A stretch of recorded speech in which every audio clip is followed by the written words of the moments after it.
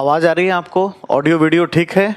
एक बार कमेंट कर दीजिए कि आपको आवाज आ रही है और सब ठीक है। ज्योति, वीडियो चल रहा है अब? गुड मॉर्निंग रमाकांत, क्या आपको आवाज आ रही है मेरी? सब ठीक है तो एक बार बता दीजिए, कंफर्म कर दीजिए। If audio and video is okay then confirm it. Good morning Arjun, good morning. Audio video ठीक है? आप लोग तो देख रहे हो बट हमें नहीं पता। अच्छा, ऑल ओके अर्जुन, ठीक है। यही लिखा करो एक बार, है ना, जब भी क्लास हो तो ये बताया करो, ठीक है। तो पिछले दिनों हम लोगों ने क्लास जो है गवर्नेंस की ऑलमोस्ट ये मतलब एक स्पेल में ये आखिरी क्लास है। हालांकि चैप्टर तो अभी कंप्लीट हुआ नहीं है, बट जो रिमेनिंग चैप्टर्स हैं उसके लिए मैनेजमेंट कुछ करेंगे अरेंजमेंट। अकॉर्डिंगली वो अरेंजमेंट करके आपको देखना होगा, ठीक है। तो मेरे पास कुछ टीम से कॉल आ रही है, एक बार।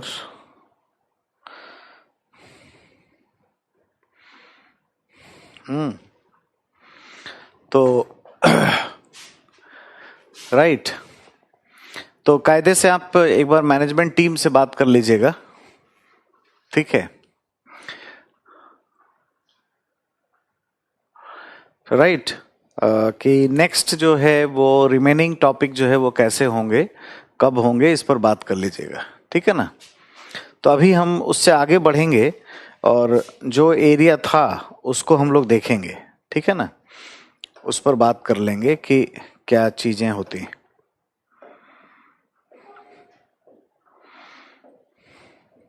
राइट, तो बेसिकली हमें ई गवर्नेंस के चैलेंजेस को जानना है।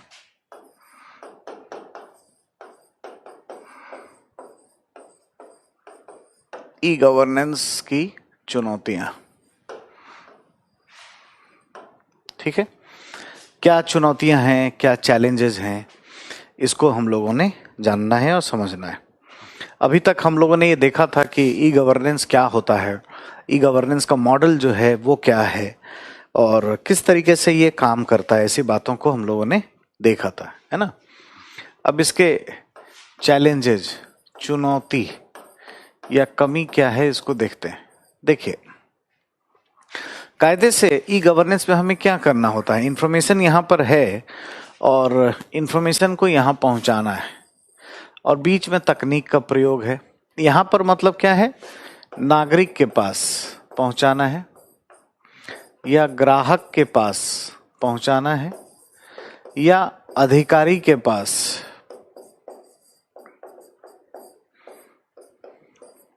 पहुंचाना है, ठीक है। ये इंफॉर्मेशन है कहां पर, तो सरकार के पास है,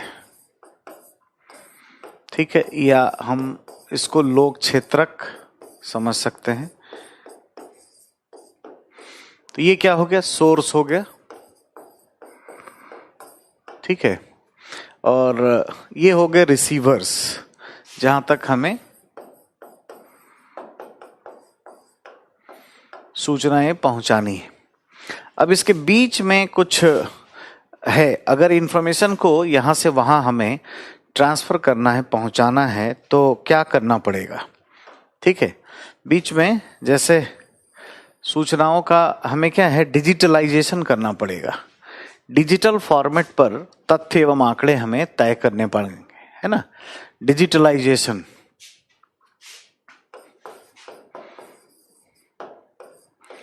digitalisation,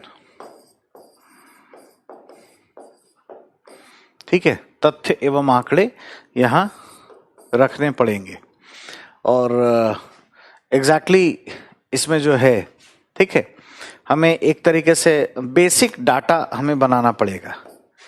basic data system, BDS तैयार करना पड़ेगा। इसका मतलब क्या हुआ, बेसिक डाटा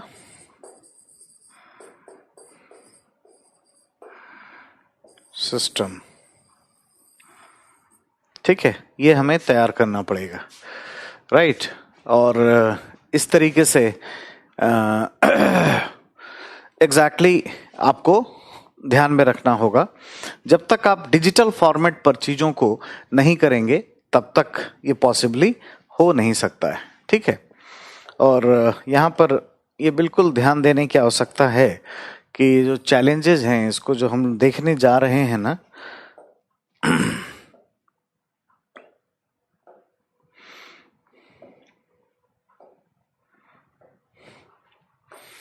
चैलेंजेस के कॉन्टेक्स्ट में अगर हम देखने जा रहे हैं तो इम्पॉर्टेंट ये है कि हम इसको पूरे तरीके से समझ लें। बहुत रटने से काम नहीं होगा, बहुत जो रट करके प्रिपेयर करते हैं लोग, उनको इस तरीके से चीज़ें हो नहीं पाती हैं, ठीक है।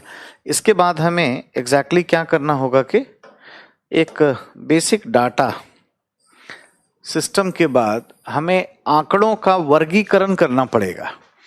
कमियां इन्हीं सब में छुपी हुई, पहले करना क्या पड़ेगा इसको देख रहे हैं, इसी से कमियां हम निकाल लेंगे, आपको कभी रटने की जरूरत नहीं पड़ेगी। तो क्या है, आंकड़ों का वर्गीकरण,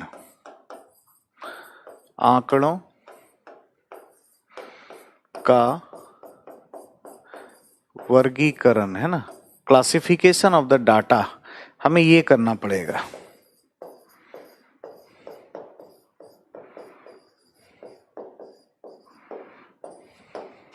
ठीक है, एग्जैक्टली ये पॉइंट है जिसमें हमें ध्यान देना चाहिए, ठीक है। आंकड़ों का क्लासिफिकेशन जो है वो ये दर्शाता है कि हम वास्तव में फर्म हैं और नागरिकों तक सूचनाओं को पहुंचाने के लिए हम तैयारी रखते हैं, इस पर हम बात कर सकते हैं। इतने से ही काम नहीं होगा, है ना। अगर हमें वास्तव में सूचना, तो आंकड़ों की बात हो गई, अगर हमें सूचना वास्तव में वहां तक पहुंचाना है तो ये तो एक जोन है कि हमें आंकड़ों के स्तर पर काम करना होगा, है ना। डाटा प्रिपरेशन,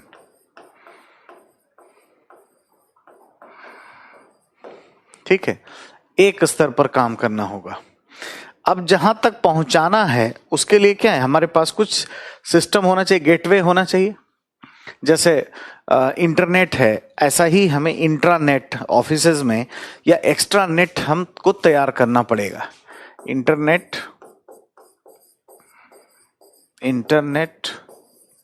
या एक्स्ट्रा नेट।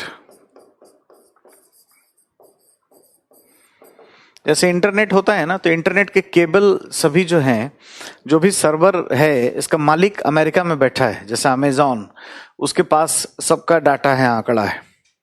और केबल्स जो है वो ओसेन के थ्रू जो है वो आए हुए हैं, है ना। तो ऑप्टिकल फाइबर्स, हमें अपने देशों में अपने ऑप्टिकल फाइबर को लगा करके हमें तैयार करना पड़ेगा। और बेसिकली वो है ना, इस तरीके से बात करना होगा, ठीक है।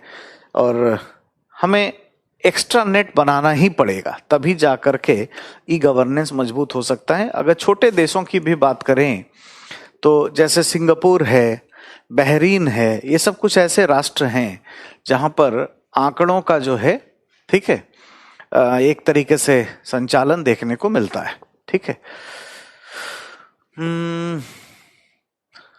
स्टार्ट अभी नहीं हुआ है क्या? Okay, right. तो आंकड़ों का जो है वो हम देख पाते हैं इस तरीके से, है कि एक स्थानांतरण हम कर पाएंगे, ठीक है। और इंद्राणी का अभी स्टार्ट हो गई है ऑलरेडी, टाइम पे ही 11:30 बजे ही स्टार्ट हो गई थी क्लास। मेरे ख्याल में कुछ टेक्निकल प्रॉब्लम है आज उधर से, तो आप देख लेना और रिकॉर्डेड वीडियो देख लेना। ये जो 15 मिनट आपका छूटा होगा, ये स्ट्रीमिंग तो हुई ही है, तो कहीं ना कहीं रिकॉर्ड होगा, वो रिकॉर्डेड वीडियो आप उसको देख लीजिएगा। हम लोग ई गवर्नेंस के, है ना, चैलेंजेस पर बात कर रहे हैं। मैं रिपीट कर देता हूं आप जैसे बच्चों के लिए। तो अगर हमें चुनौतियों को जानना है कि क्या समस्याएं रहीं, तो ये देखना पड़ेगा कि जो आंकड़ा है सरकार के पास या पब्लिक सेक्टर के पास, उसे यहाँ तक, है यानी रिसीवर तक पहुंचाने के लिए नागरिक या अधिकारियों तक भी क्योंकि इसमें ऐसा ही है, government to customer and customer to government, ये सब होता है, आप जानते भी हो, ठीक है। तो ये सारी चीजें करने के लिए हमें इस पर ध्यान देना पड़ेगा कि सूचनाएं यहां से वहां जाएं। इसके लिए क्या जरूरी है, डाटा का तैयारी करना जरूरी है। तो डाटा प्रिपरेशन पहला है, इसके दो भाग हैं। इसमें आपको तो पहले बेसिक डाटा तैयार करना पड़ेगा, जैसे डिजिटलाइजेशन, कंप्यूटराइजेशन करना पड़ेगा। जितने आंकड़े हैं, वीडियो नहीं चल रहा था, अभी चल रहा है ना, जितने आंकड़े हैं और जितने तथ्य हैं, इन सब का डिजिटलाइजेशन आपको करना पड़ेगा और फिर आंकड़ों का वर्गीकरण, क्लासिफिकेशन करना पड़ेगा, ठीक है। और इस तरीके से हम आंकड़ों को तैयार कर सकते हैं, प्रिपेयर कर सकते हैं। अब ये जो है ना, इंटरनेट और एक्स्ट्रानेट जिसकी हमने बात की, ये जो है चुनौती बेसिकली हमारे लिए है।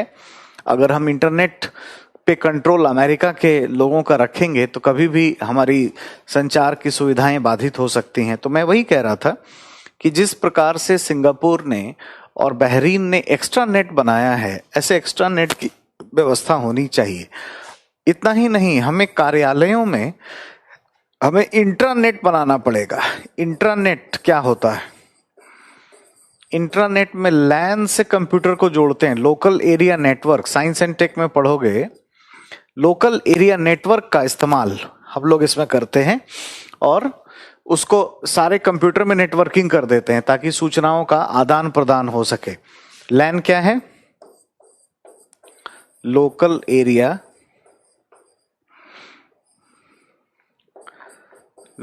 एरिया नेटवर्क, ठीक है। इस तरह की बातें हम यहां करते हैं।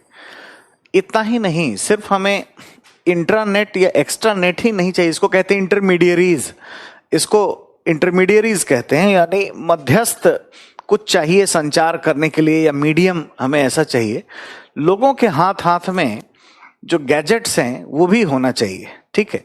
जैसे पीसीज हो गए, है ना, पर्सनल कंप्यूटर हो गया, मोबाइल हैंडसेट हो गया, मोबाइल हैंडसेट भी हो गया, वीडियो कॉन्फ्रेंसिंग जैसी व्यवस्थाओं को हम ले सकते हैं, या लैपटॉप जैसी चीजें हों, कोई ना कोई, या आईपैड, कुछ भी ऐसा, कुछ ना कुछ गैजेट्स होना चाहिए, इलेक्ट्रॉनिक गैजेट्स जिसके सहारे वो होगा। तो ये भी देखने लायक बात है कि क्या ये 100% लोगों के हाथ में पहुंच गया है? तो कायदे से ये है कि नहीं पहुंच पाया है, ठीक है। तो इस लेवल पर ये चैलेंजेस है। और जो आखिरी है और मोस्ट इंपॉर्टेंट एरिया है वो है कस्टमर, ठीक है। नागरिक को, है ना, अभी तक ये ग्राहक के स्तर पर भी कमी है, या नागरिक या ग्राहक के स्तर पर चुनौती ये है कि, है ना, मतलब ई लर्निंग बहुत नहीं है, ई लर्निंग का अभाव। अब गांव में जहां पर बिजली ही नहीं है, वहां पे कहां पे ये सब मोबाइल, आईपैड ये सब होगा और इतनी अच्छी इंटरनेट की फैसिलिटी होगी? तो वहां पर हम डाटा को, इलेक्ट्रॉनिक डाटा को पहुंचा ही नहीं पाते, ठीक है। इतना ही नहीं है, जबकि हमारे जितनी भाषाएं हैं, है ना, जैसे 8वीं अनुसूची में जितनी भाषाएं हैं उसमें हम लोग ये पहुंचा नहीं पा रहे हैं, इसको जो है ना, हम वहां पर दे नहीं पाते। तो संविधान की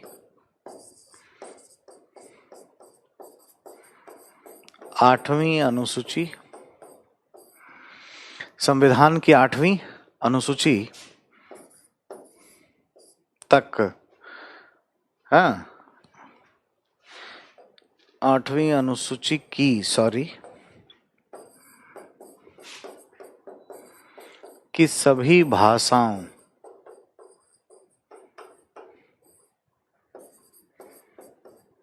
में वेबसाइट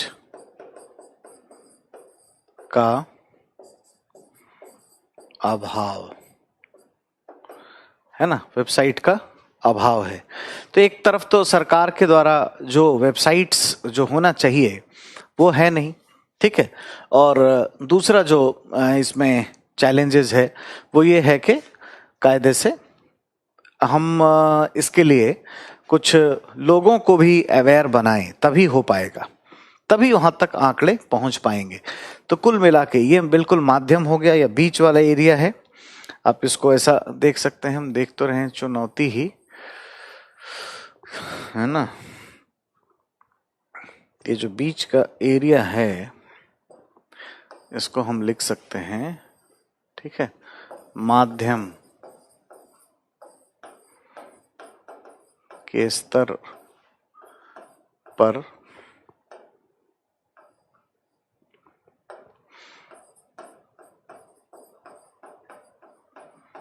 चुनौती, ठीक है। और ये कायदे से नजर आता है, दिखाई देता है ना। ऑलमोस्ट ये बात है कि, है ना, ई गवर्नेंस के लिए अगर हम देखें तो क्या होता है, राइट, स्रोत से लेकर के रिसीवर तक पहुंचाने के क्रम में जो चुनौतियां हैं उन चुनौतियों को हम देखेंगे, है ना। सरकार के पास डाटा है और उसका डिजिटलाइजेशन या बेसिक डाटा सिस्टम हम यहाँ पर तय कर सकते हैं। फिर आंकड़ों का वर्गीकरण करेंगे, क्लासिफिकेशन ऑफ डाटा हम यहाँ करेंगे, ठीक है। माध्यम के स्तर पर इंटरनेट, एक्स्ट्रानेट, है ना, या इंट्रानेट जैसी चीजों को बनाना जरूरी है जो अब तक सारे ऑफिसेज में नहीं है। भारत के 100% लोगों में ये दिया नहीं गया है, ठीक है, और लोगों में भी अवेयरनेस नहीं है। अगर ये फ्रेम अगर आपके माइंड में होगा पूरे तरीके से तो आप इसकी चुनौतियों को अच्छे तरीके से समझ पाएंगे। मैं पॉइंट पॉइंट में इधर लिख भी देता हूं ताकि आप उसको देख पाएं, कर पाएं अच्छे तरीके से, ठीक है। क्या चुनौती है? सबसे पहला कि सभी मंत्रालय ऑब्लिक विभाग में तथ्यों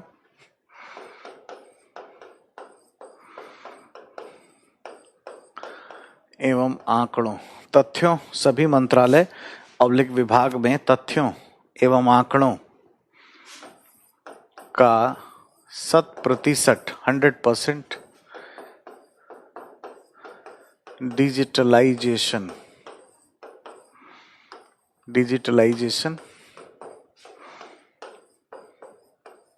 नहीं है, ठीक है।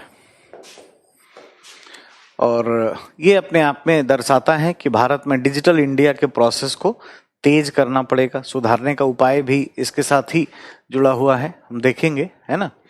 दूसरा ये कि बेसिक डाटा सिस्टम हमने नहीं बनाया है और क्लासिफिकेशन नहीं किया है, ठीक है। आंकड़ों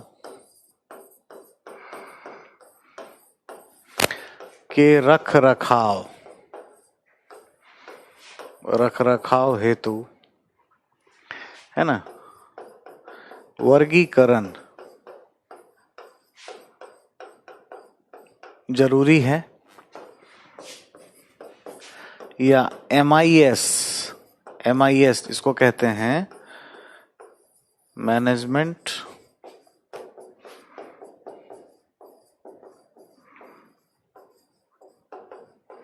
इंफॉर्मेशन सिस्टम,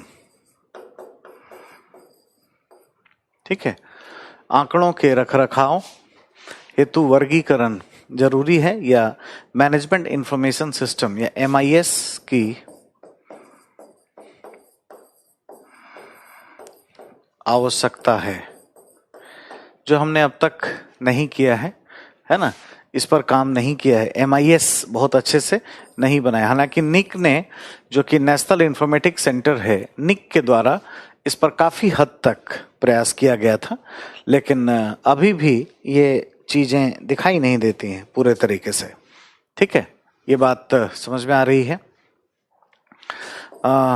तीसरा, आपके कोई प्रश्न होंगे तो आप बताते जाना, ठीक है। जो भी बीच में अगर कोई क्वेश्चन होगा तो आप देना, मैं उसका जवाब दे दूंगा।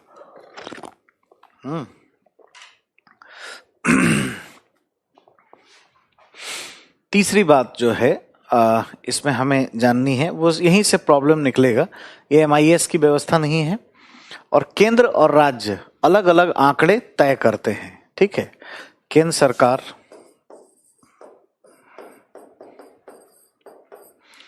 सरकार एवं राज्य सरकारें, केंद्र सरकार एवं राज्य सरकारें आंकड़ों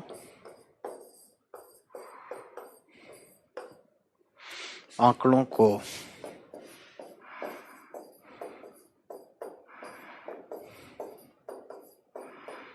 अलग अलग, केंद्र सरकार एवं राज्य सरकारें आंकड़ों को अलग अलग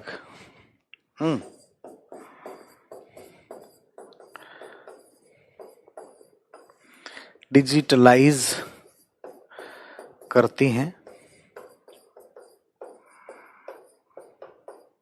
अतः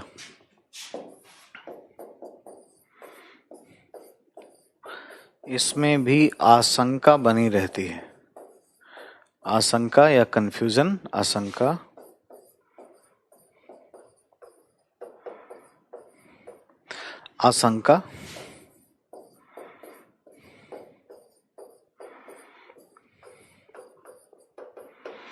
बनी रहती है ना, ये बात है, इस पर ध्यान दीजिएगा। ठीक है, और जैसे मान लीजिए कि यूनियन लेवल पे अगर आप बात करें, ठीक है, और स्टेट्स लेवल पर बात करें तो एग्जैक्टली जो है ना, हमने ये देखना है कि जैसे मान लीजिए फॉरेस्ट डिपार्टमेंट है तो वन जैसे मामले अगर हैं, वन फॉरेस्ट पर भारत सरकार में भी मंत्रालय है, वन एवं पर्यावरण मंत्रालय, वन एवं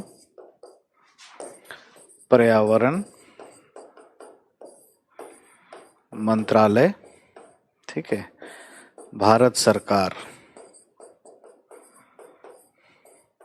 ठीक है, और वन विभाग,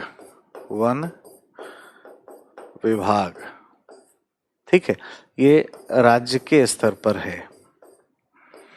ठीक है ना, तो इस तरीके से हम देख सकते हैं कि अगर दोनों अलग अलग आंकड़े को डिजिटलाइज करते हैं तो ऑडियो वीडियो ठीक आ रहा है ना, आपको आवाज तो आ रही है, कोई दिक्कत तो नहीं है। वॉइस के बारे में एक बार कंफर्म कर दीजिए कि आपको वॉइस ठीक से आ रही है, क्योंकि आज कुछ टेक्निकली प्रॉब्लम थी, पता नहीं प्राइवेट सर्वर पे जाना था, मेरे पास कोड आ गया तो मैंने स्टार्ट कर दिया, हमें लगा कि इसी पर करना होगा। तो आप क्लास कर रहे हैं, ये एक बार कंफर्म हो जाए अच्छे तरीके से, या मैं एक बार पूछ लेता हूं उनसे। ठीक है, कॉल करके मैं साउंड बंद कर रहा हूं 1 मिनट के लिए, और एक बार कॉल भी बीच में आई थी तो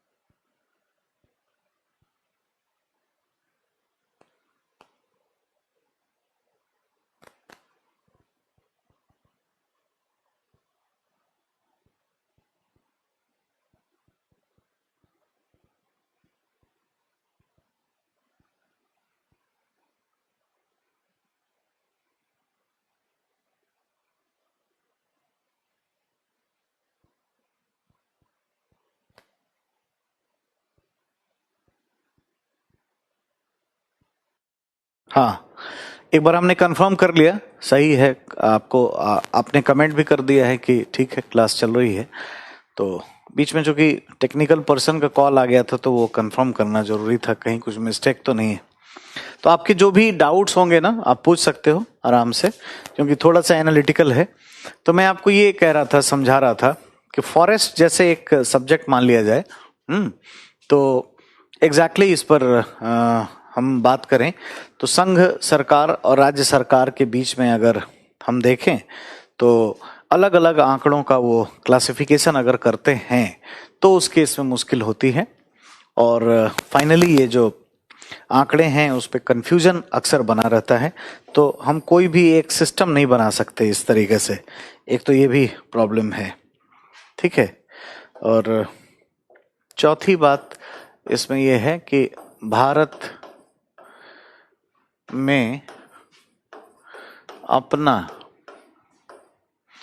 एक्स्ट्रा नेट होना चाहिए, एक्स्ट्रा नेट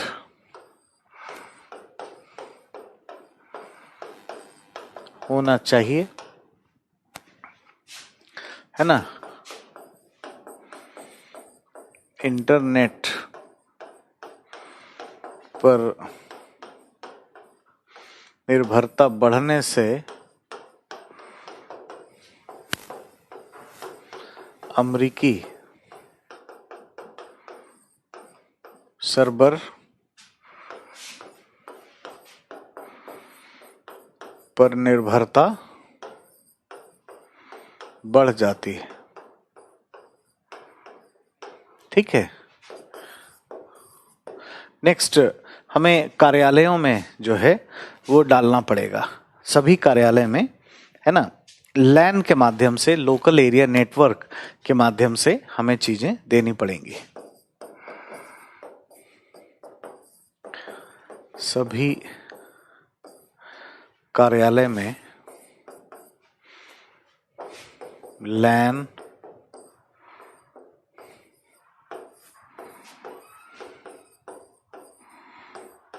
के माध्यम से, सभी कार्यालय में, है ना, लैन के माध्यम से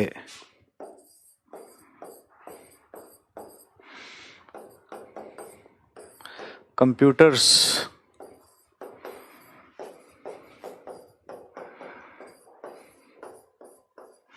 को आपस में जोड़ने की प्रक्रिया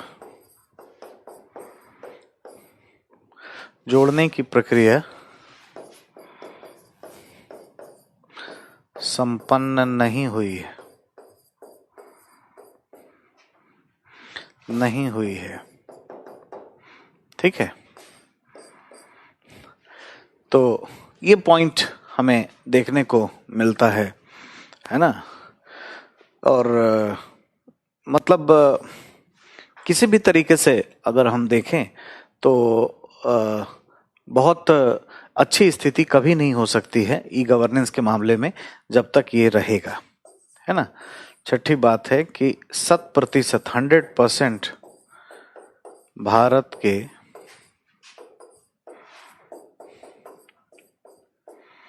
लोगों के पास, आप नोट्स बनाते रहिएगा, है ना, डिजिटल गैजेट्स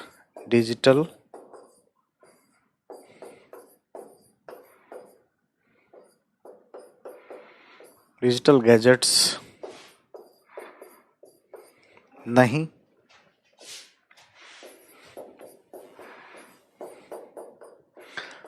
दिए गए हैं, है ना। डिजिटल गैजेट्स नहीं दिए गए। ठीक है। तो इस तरीके से आप देख सकते हैं कि कैसे पहुंचेगा संचार। 100% लोग, लगभग 60% लोगों के हाथ में ये है। सातवीं जो कमी या खराबी आप समझ सकते हैं वो इस तरह की है कि है ना, सभी भाषाओं में, सभी स्थानीय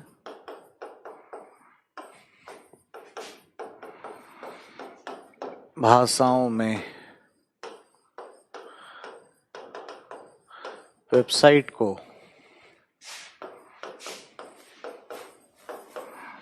डिजाइन नहीं किया गया है।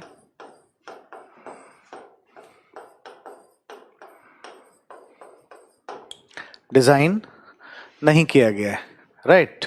तो जो भी हमने आपको अभी बताया कि जो 8वीं अनुसूची में जितनी भाषाएं हैं, एटलीस्ट उतनी भाषाओं में तो होना ही होना चाहिए, बट ऐसा हुआ नहीं है। तो इस वजह से एक समस्या बनी रहती है कि आंकड़े ठीक तरीके से हम दे नहीं पाते हैं, पहुंचा नहीं पाते हैं, है ना। और एग्जैक्टली हम अगर 8वीं अगर पहलू को देखें, अगर उस बात को, तो भारत के लोगों में एक जागरूकता भी नहीं है इस चीज को अपनाने के लिए, बहुत ही ज्यादा, और बहुत ही ज्यादा वो इस ओर, है ना, एग्रेसिव नहीं है।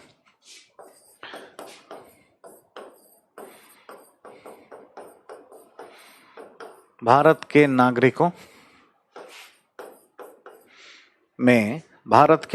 में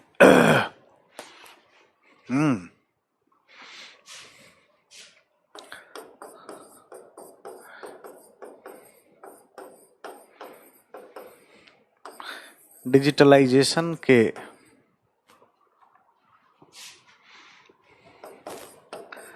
लिए उत्साह एवं जागरूकता का भी अभाव है ना, बड़ी समस्या को उत्पन्न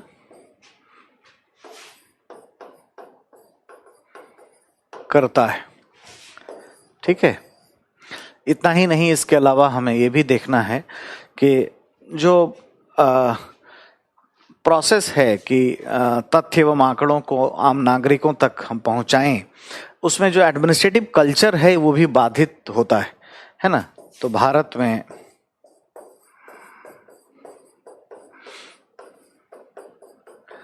पारदर्शिता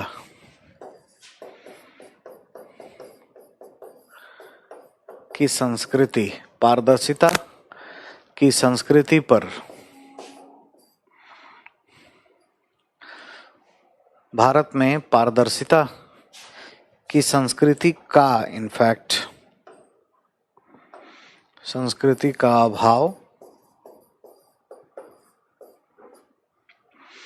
भारत में पारदर्शिता की संस्कृति का अभाव नजर आता है।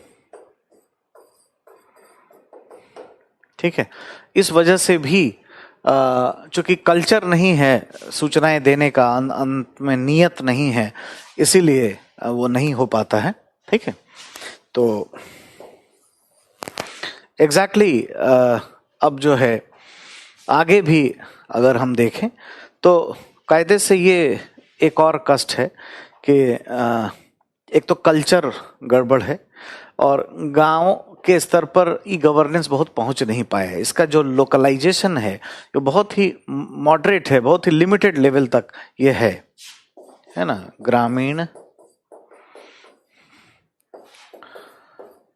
स्तर तक इसका प्रभाव नहीं पहुंच पाया है ना। और ये जो पॉइंट है ये बेसिकली हम कमियों के रूप में, आलोचनाओं के रूप में ये सभी देखेंगे और बहुत इम्पोर्टेंट है क्या क्या सीमाएं हैं या कमियां हैं ई गवर्नेंस की। तो इसी को ठीक करना पड़ेगा, इसी को दूर करने के लिए उपाय हमें करने पड़ेंगे। लेकिन मैं ये कहूँगा कि अब ये वाला जो डायग्राम है, इनफैक्ट इसको बहुत अच्छे से ध्यान दीजिएगा ताकि आपका अच्छे तरीके से ये हो पाए, है ना। अगर ये आपके दिमाग में पिक्चर बैठ गया है कि यहाँ से लेकर के इन्फॉर्मेशन वहां पहुंचाने में चैलेंजेस क्या क्या हैं, तो आपको कभी भी रटना नहीं पड़ेगा, याद नहीं करना पड़ेगा, है ना। तो इसको ध्यान दीजिएगा।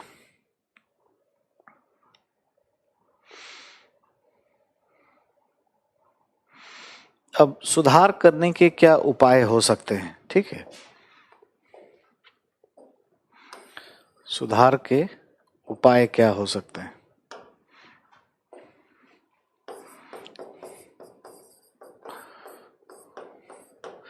हमें डिजिटल इंडिया पर बल देना पड़ेगा, है ना। डिजिटल इंडिया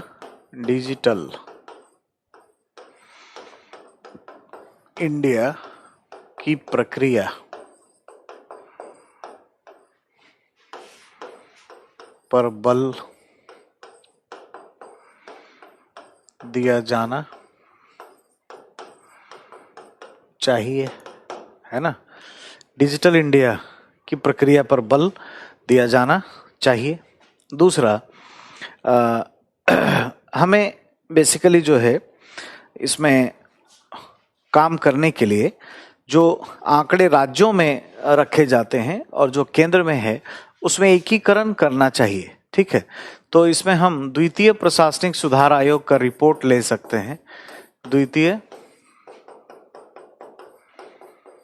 प्रशासनिक सुधार आयोग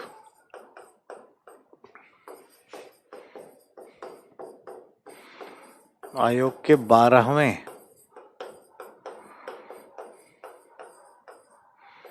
प्रतिवेदन के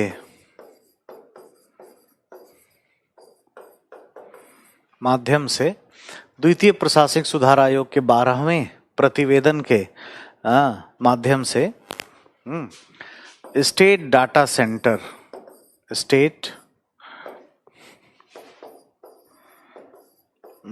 सेंटर एवं निक यानी national informatics centre, national informatics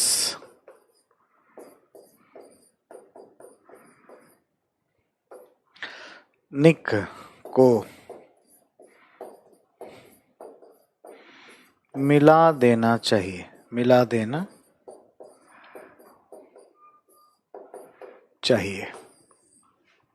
ठीक है। तो data information NIC, national informatics centre और स्टेट डाटा सेंटर एसडीसी दोनों को मर्ज कर देना चाहिए ताकि ये आशंकाएं ना हो जो हम यहाँ पर देख रहे थे कि किस तरीके से इसमें प्रॉब्लम होता है, ये प्रॉब्लम ना हो, है ना। स्टेट अपना अलग कर रहा है और यूनियन अपना अलग आंकड़ों का क्लासिफिकेशन कर रहा है। तो हम एक ऐसा MIS की प्रोसेस को चलाएं जिससे ये हो। मैनेजमेंट इंफॉर्मेशन सिस्टम पर बल देने की आवश्यकता है। MIS कहने का मतलब है मैनेजमेंट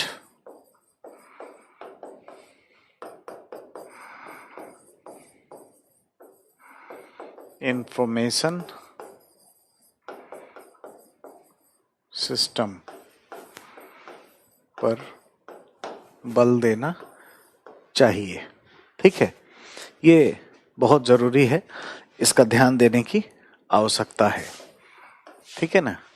नेक्स्ट, इसके बाद जो है है ना, ये तीनों के अलावा अगर देखें तो एक प्रोग्राम चलाएं जिसमें सिटीजन्स को अवेयर बनाएं, ऑनलाइन टीचिंग से लेकर के ऑनलाइन पेमेंट गेटवे का इस्तेमाल करने से लेकर के लोगों में जैसा कि लिटरेसी होता है वैसा इलेक्ट्रॉनिक लिटरेसी पर बल देना चाहिए, ठीक है।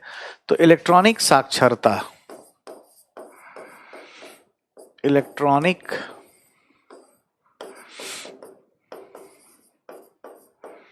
साक्षरता पर बल देना चाहिए। नागरिक जागरूकता पर बल देना चाहिए। गांव-गांव में इसका इंफ्रास्ट्रक्चर बनाना चाहिए, है ना। ग्रामीण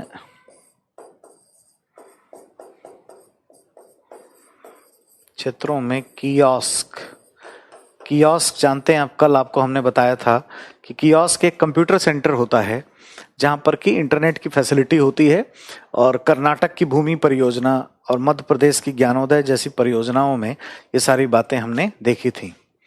नागरिक जागरूकता पर बल, ग्रामीण क्षेत्रों में कियोस्क के माध्यम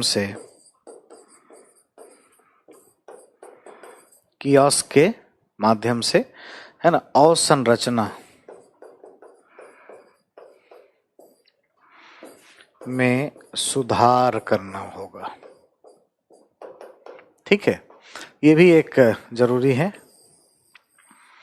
कि हम ऐसा करें, ठीक है। ये सारे पॉइंट्स हमें ध्यान में रखने चाहिए। जो सरकारी वेबसाइट है वो स्थानीय भाषाओं में, बोलियों में भी डेवलप की जाए, इसके लिए भी बहुत जरूरी है काम करना। सरकारी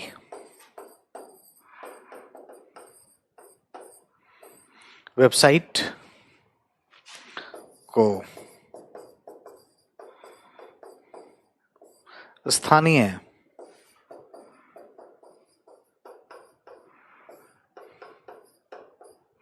भाषाओं एवं बोलियों में सरकारी वेबसाइट को स्थानीय भाषाओं एवं बोलियों में, है ना, अनुवादित, है ना, करना चाहिए। इसका ट्रांसलेशन जरूरी है, अनुवादित करना। अगर हम इतना काम करते हैं तो चीजें बेटर हो सकती हैं और भारत में ई गवर्नेंस बहुत अच्छे से संचालित हो सकता है। तो ये सारे पॉइंट्स हमारे लिए बहुत इंपॉर्टेंट है, बहुत ही महत्वपूर्ण है, जिसका ध्यान रखने की जरूरत है ना। नेक्स्ट, इसमें कुछ क्वेश्चंस ले लेते हैं और क्वेश्चंस ये है कि है ना, भारत में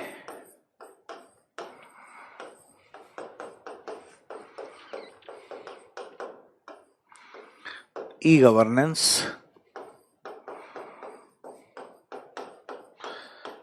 की चुनौतियों का वर्णन करें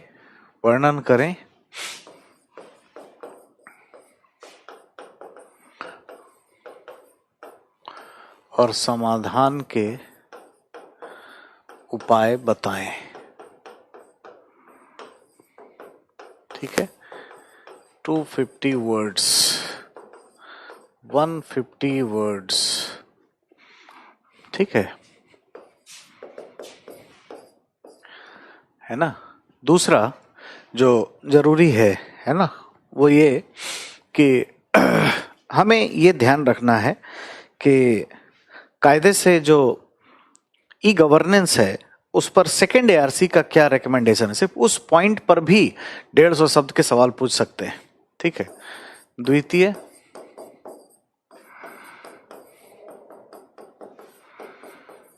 प्रशासनिक सुधार आयोग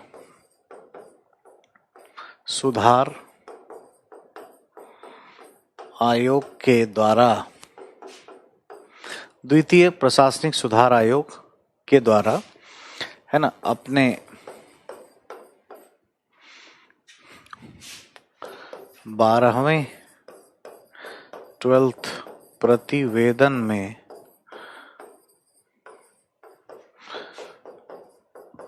ई गवर्नेंस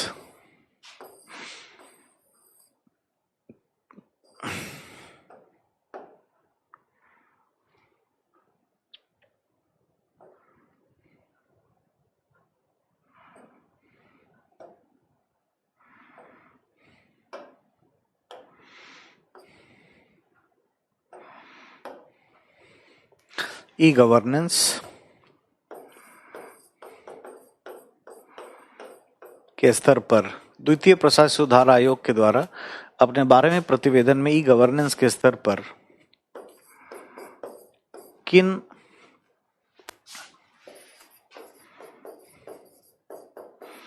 महत्वपूर्ण पक्षों को उठाया है। ठीक है, ये भी 150 वर्ड्स का सवाल हो सकता है। ठीक है, ये तमाम बातें हमें ध्यान में रखनी चाहिए। ठीक है, और इस पर हमें कार्य करने की जरूरत है। ठीक है, ये बात है। तो ये ध्यान देंगे बच्चों कि इसको लिखने के लिए हमें क्या करना होगा। ये जो दूसरा प्रश्न है, इसमें सबसे पहले ये बताएंगे कि गवर्नेंस क्या होता है। कल की क्लास से चीजें हम उठाकर डालेंगे, है ना। तो शासन व्यवस्था में सूचना एवं संचार तकनीक का प्रयोग जो है वो ई गवर्नेंस कहलाता है। इसके बाद फिर हम ये भी बताएंगे कि ई गवर्नेंस के मॉडल्स क्या हैं, उसका एक, है ना, डायग्राम हम डाल देंगे यहाँ पर। दूसरा, उसके बाद ये बताएंगे कि क्या प्रॉब्लम है। प्रॉब्लम बताने के लिए हमें यहाँ जाना पड़ेगा, इसकी चर्चा जरूर करें। ठीक है, अच्छे से समझाने के लिए आप इस एक डायग्राम को बना करके बताएं कि वास्तव में इंफॉर्मेशन वहां पर है गवर्नमेंट के पास, लाना कहाँ है, नागरिक के पास, या है सरकार के पास, लाना कहाँ है? अधिकारियों के पास। ठीक है, तो हमें इस तरह से अपनी बात को रखना होगा। ठीक है, ये बड़ा जरूरी है, बड़ा महत्वपूर्ण हो जाता है। इसके बिना पॉसिबली हम काम ही नहीं कर सकते, है ना। तो एक डायग्राम ऐसा बना करके इसके पॉइंट्स को कि प्रॉब्लम क्या है, उसमें से जो सबसे मेजर प्रॉब्लम है जो हमने यहाँ दिखाया है कि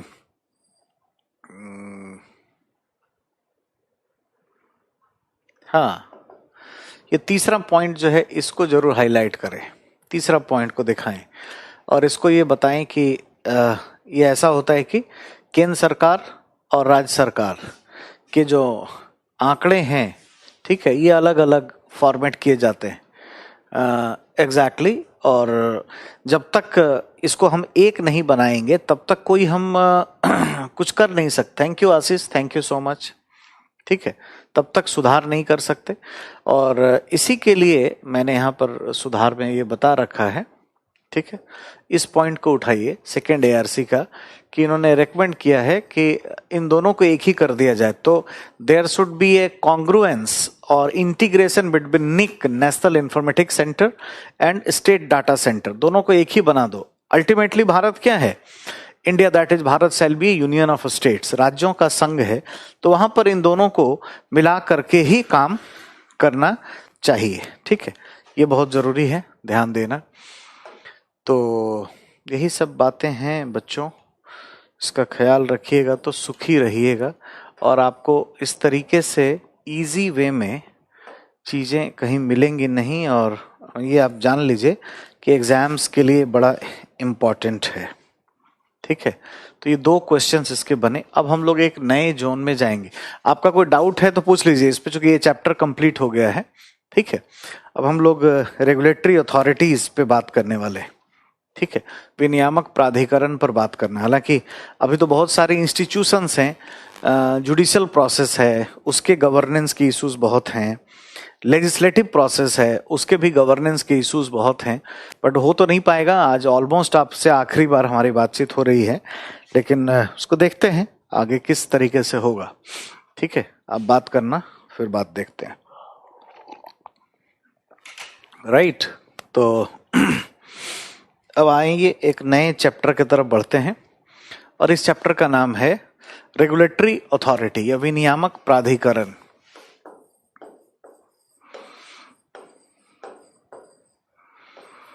रेगुलेटरी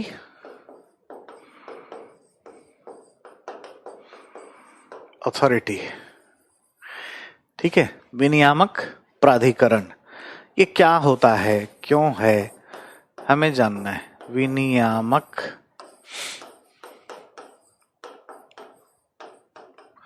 प्राधिकरण, ठीक है,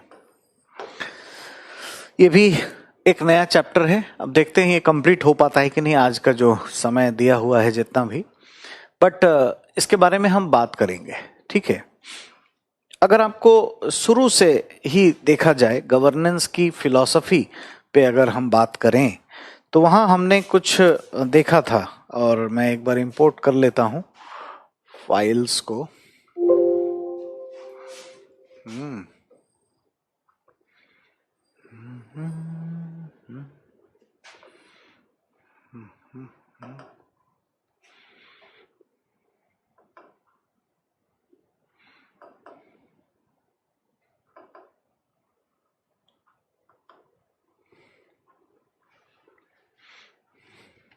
ठीक है, गवर्नेंस की फिलॉसफी में अगर हम जाएं तो हमने यहां बात किया था रेगुलेटरी गवर्नेंस की।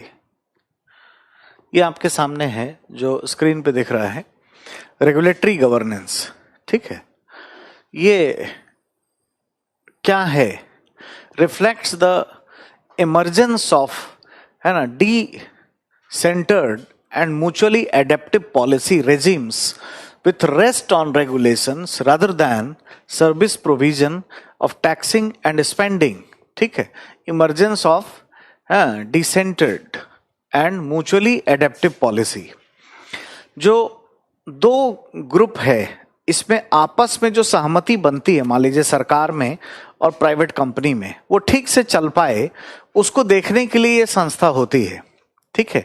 विच rest on the regulation rather than service provision and taxing and spending. ये पैसा खर्च करने के लिए नहीं है, टैक्स लगाने के लिए नहीं होती है। तो मैंने आपको शुरू के पहले ही क्लास में जब गवर्नेंस की फिलॉसफी आपको बताया था, उसी समय हमने बताया था कि ये जो विनियामक संगठन है, विनियामक संगठन या प्राधिकरण, ठीक है, ये बेसिकली क्या है, ये कुछ दबाव डालने के लिए नहीं है। दबाव डालना है ना, डांटना है ना, धमकाना, coercion, direction towards the private sectors, ये इसका ऑब्जेक्टिव नहीं है। ये सभी क्या है, नहीं है। ये निजी क्षेत्र पर करने के लिए नहीं होता है ना, ये इसका मुख्य काम नहीं है। ये क्या है, मुख्य कार्य नहीं है। ये क्या है बेसिकली, एग्जैक्टली जो प्राइवेट सेक्टर है ना, वो जो कमिटमेंट करता है।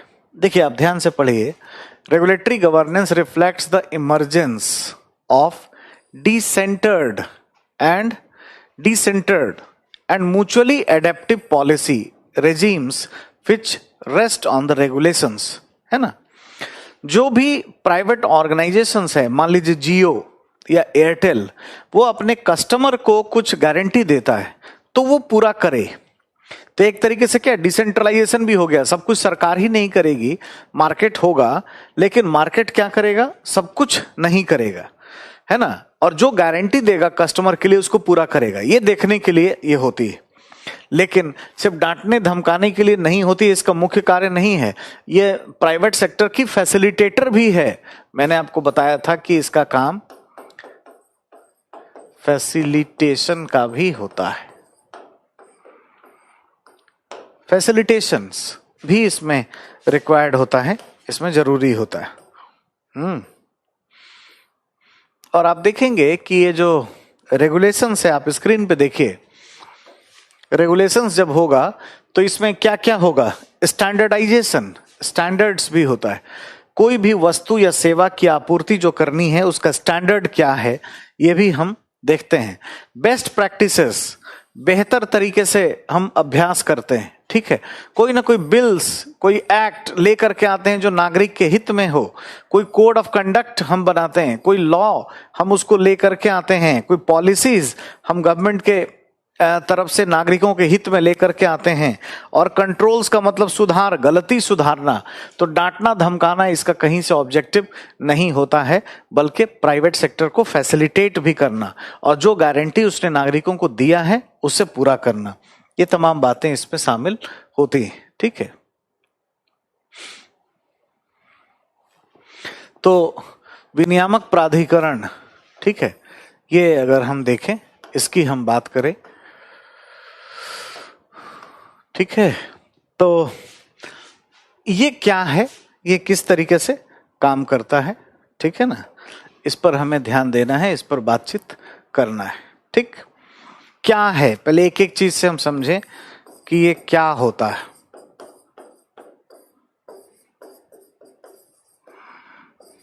ठीक है,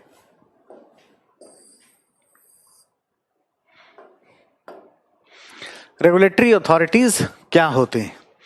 तो रेगुलेटरी अथॉरिटीज गवर्नेंस के दौर में एक ऐसी संस्था है जो दो चीजों पर ध्यान देती है। जो last common man of the society है, समाज का जो आखिरी व्यक्ति है, उसको भी फैसिलिटीज मिले, ये उस पर ध्यान देती है। जो समाज का आखिरी व्यक्ति है उसको वस्तु और सेवाओं की आपूर्ति इसके लिए हो, उसको भी वो ध्यान में रखती है, ठीक है। और पैसा का जो संग्रह है या जमावड़ा है वो एक जगह नहीं होना चाहिए। डीपीएसपी में ऐसा कहा गया है, संविधान के नीति निर्देशक तत्व में, कि स्टेट, राज्य, यहाँ पर राज्य का मतलब आर्टिकल 12 वाले राज्य से है, जिसका तात्पर्य है कि संघ, राज्य या स्थानीय स्तर पर कोई भी ऐसी संस्था जो कार्यपालिका या विधायिका से संबंधित हो, न्यायपालिका इसमें शामिल नहीं है, कोई भी संस्था, पद, या प्राधिकरण, ये सभी इसमें शामिल हो जाते हैं। ठीक है, तो क्या होता है इस पर हमें ध्यान देने की जरूरत है, ध्यान देने की आवश्यकता है। ठीक है, सबसे पहला जो पॉइंट है इसमें वो ये हम देखेंगे कि दो काम करती है। क्या होता है? तो ऐसी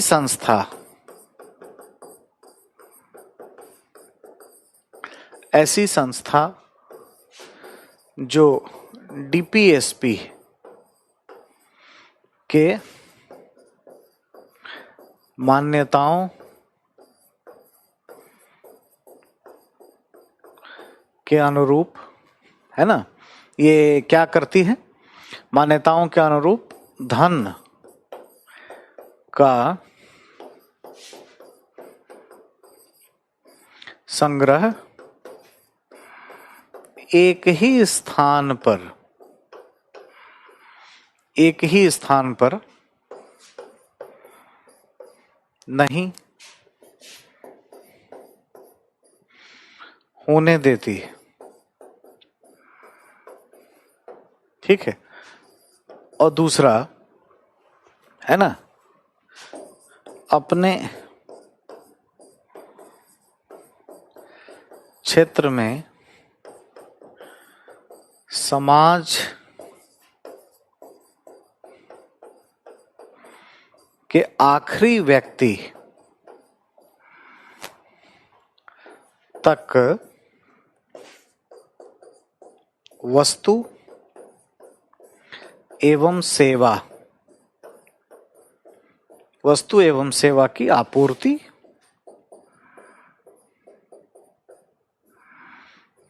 आपूर्ति हो सके। ठीक है, राइट। ये दो बातें इसमें शामिल हैं।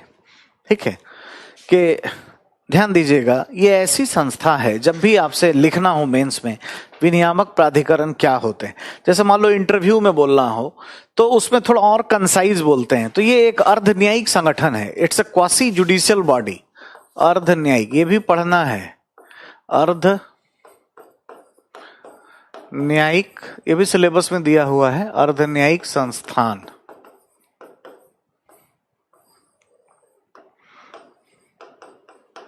ठीक है, अर्ध न्यायिक संस्थान। ठीक है ना, जिसको हम लोग कहते हैं क्वासी जुडिशियल बॉडी, अर्ध न्यायिक संगठन। अर्ध न्यायिक संगठन अपने आप में एक चैप्टर है।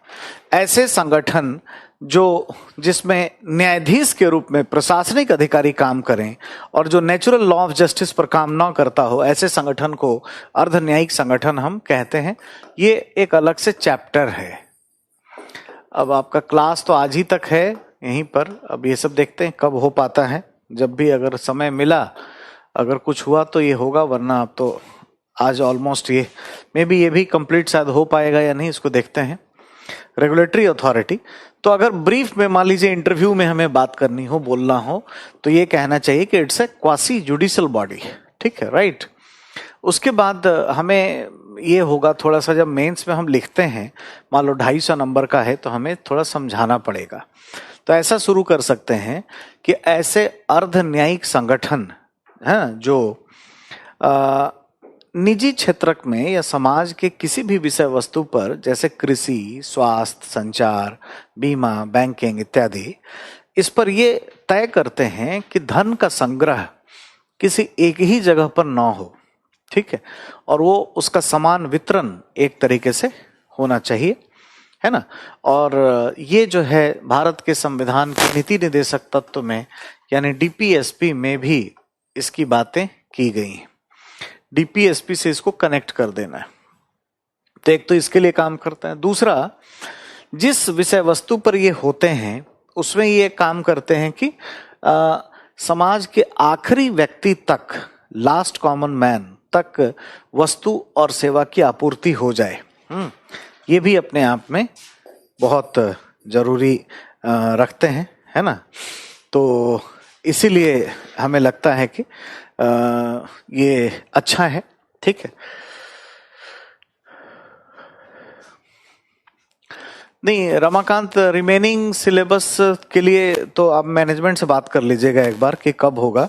हमें कोई इसके लिए शेड्यूलिंग मेरे पास नहीं है कि कब होगा कैसे होगा। तो टॉक टू द मैनेजमेंट, ठीक है। तो ये दो चीज काम करती है। जैसे मान लीजिए टेलीकॉम में ट्राई है, telecom regulatory authority of India. तो उदाहरण के लिए आपको एक दो उदाहरण दे दें ताकि आपको क्लैरिटी आ जाए। जैसे ट्राई, ये क्या है? एक रेगुलेटरी अथॉरिटी है, एग्जाम्पल ले लेते हैं। तो ये क्या चाहती है कि टेलीकॉम में यानी दूर संचार में जितने प्लेयर काम करते हैं, जो भी हैं, मान लीजिए जियो है या एयरटेल है या सरकार का भी कुछ है, बीएसएनएल है या एमटीएनएल है, ये सभी फले फूले। ऐसा नहीं कि सिर्फ जियो ही सबसे अमीर हो जाए बाकी ना हो। तो कोई भी इंफ्रास्ट्रक्चर का अगर डेवलपमेंट करेंगे तो इंफ्रास्ट्रक्चर ये सबको पहुंचाने का प्रयास करेंगे, इन सबको देंगे, ठीक है। जैसे आज 4G पे काम कर रहे हैं या 5G पे, तो कल 6G 7G ऐसा अगर होता है तो सबको देंगे, पब्लिक प्राइवेट सबको वो अवेलेबल कराएंगे। इसलिए हमने पहले कहा ना कि फैसिलिटेटर भी होते हैं। दूसरा, ट्राई का ये भी काम है कि एक तो क्या, धन का समान वितरण हो, धन का समान वितरण, ये सब कोई एक ही कोई ना हो जाए, और इसके लिए कंट्रोल करते हैं। दूसरा, ग्राहक का फायदा हो, ग्राहकों का हित। अब आप देखिए, ट्राई अगर नहीं होती तो इतने सस्ते रेट पर आपके पास टेलीफोन की फैसिलिटी होती क्या? तो क्या है, ये सस्ता करती है, यानी कीमत नियंत्रण पर ये बल देती है, कीमत नियंत्रण, ठीक है। लोगों की प्राइवेसी को बनाए रखती है ना, गोपनीय निजता, गोपनीयता शब्द अच्छे नहीं है, निजता पर ये बल देती है, ठीक है, और निजता के लिए काम करती है, राइट। तो प्राइवेसी के पॉइंट ऑफ व्यू से हम अगर देखें तो ये रोल प्ले अच्छे तरीके से करती है, ठीक है। और दूसरी जो बातें हैं वो, ठीक, हम अगर देखें इसमें कि ग्राहकों के हित में ये कुछ भी हो सकती है, लीगल प्रोसेस पर भी जा सकती है। अगर किसी ग्राहक के साथ कोई किसी कंपनी ने कुछ गड़बड़ किया तो उस ग्राहक के बिहाफ पर ये सुप्रीम कोर्ट में जाकर के केस भी लड़ती है, ठीक है। तो एक तरीके से न्यायिक संरक्षण, न्यायिक संरक्षण भी देती है, ग्राहकों के लिए न्याय भी करती है। और न्याय करेगी तो क्या होगा, जो भी सर्विस प्रोवाइडर है, सेवा प्रदाता, सेवा प्रदाता पर है ना दंडात्मक, दंडात्मक कार्यवाही, ठीक है, दंडात्मक कार्यवाही, ठीक है। और यही दंडात्मक कार्यवाही जो है वो करनी चाहिए, ठीक है। तो ये बात सब हमें ध्यान रखना चाहिए। तो ये एक सामान्य कॉन्सेप्ट है जो रेगुलेटरी अथॉरिटी के बारे में हम जान सकते हैं कि है क्या चीज, ये एक्चुअल में क्या है ना। तो हमें इन्हीं अर्थों में देखना चाहिए और बात करना चाहिए रेगुलेटरी अथॉरिटी के सेंस में। अब ये कहां पर होता है, कहां पर बनाया जाएगा, है कहां बनेगी, कहां इसका गठन होगा, ठीक है।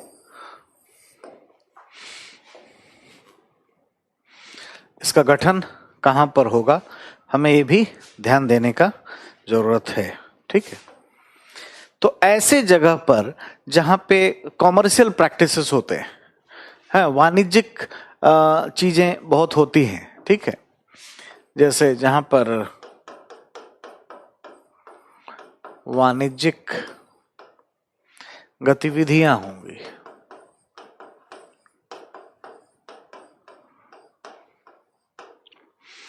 वाणिज्यिक गतिविधियां जहां पर हो रही होंगी वहां पर ये बनाया जाता है, ठीक है। जहां पर धन का प्रवाह बहुत होगा, धन का प्रवाह जहां होगा वहां देखा जाएगा। जहां ग्राहक को निजी या लोक संगठन द्वारा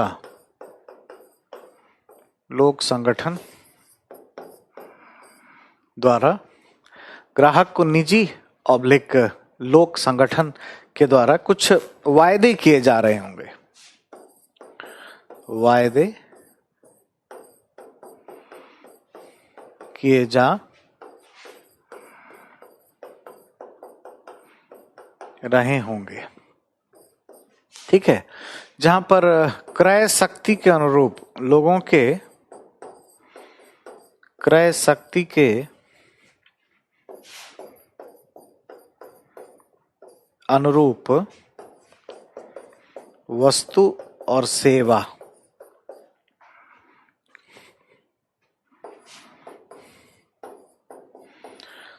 को विकसित कराने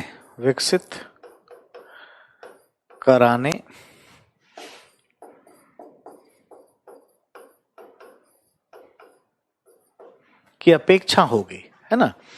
तो जहां पर वस्तु और सेवा है को खूब सारा जो है बढ़ाने की जरूरत है, उसके लिए ये काम किया जा रहा होगा, राइट।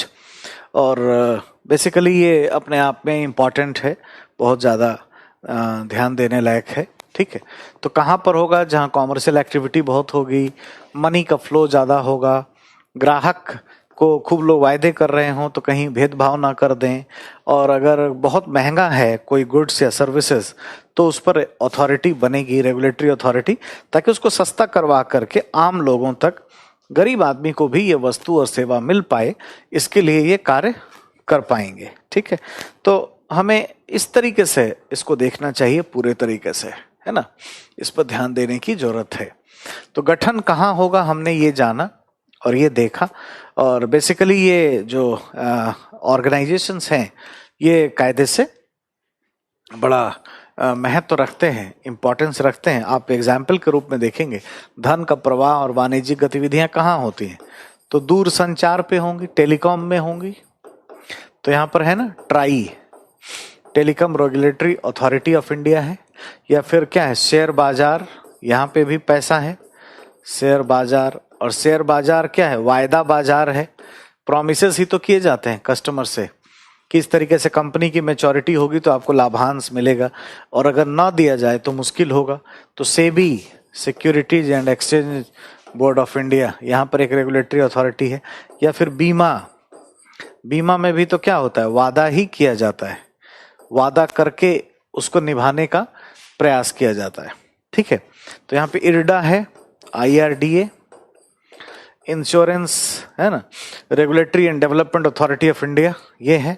इलेक्ट्रिसिटी या पावर, बिजली, इसमें भी खूब पैसा है, धन का प्रवाह होता है, और इसमें भी वायदे किए जाते हैं कि जो गरीब लोग हैं, पिछड़े हैं, जो मुख्य धारा से पीछे हैं, उनको कुछ फ्री में सर्विसेज मिलेंगी। और अगर चूंकि संचालन प्राइवेट कंपनीज भी करती हैं, जैसे दिल्ली में देखोगे तो दिल्ली में प्राइवेट कंपनी इसका संचालन कर रही है ना। ये एग्जैक्टली जो टाटा पावर के द्वारा ऐसा किया जाता है, ठीक है। तो ये इलेक्ट्रिसिटी की बात भी यहाँ पर होती है, ठीक है।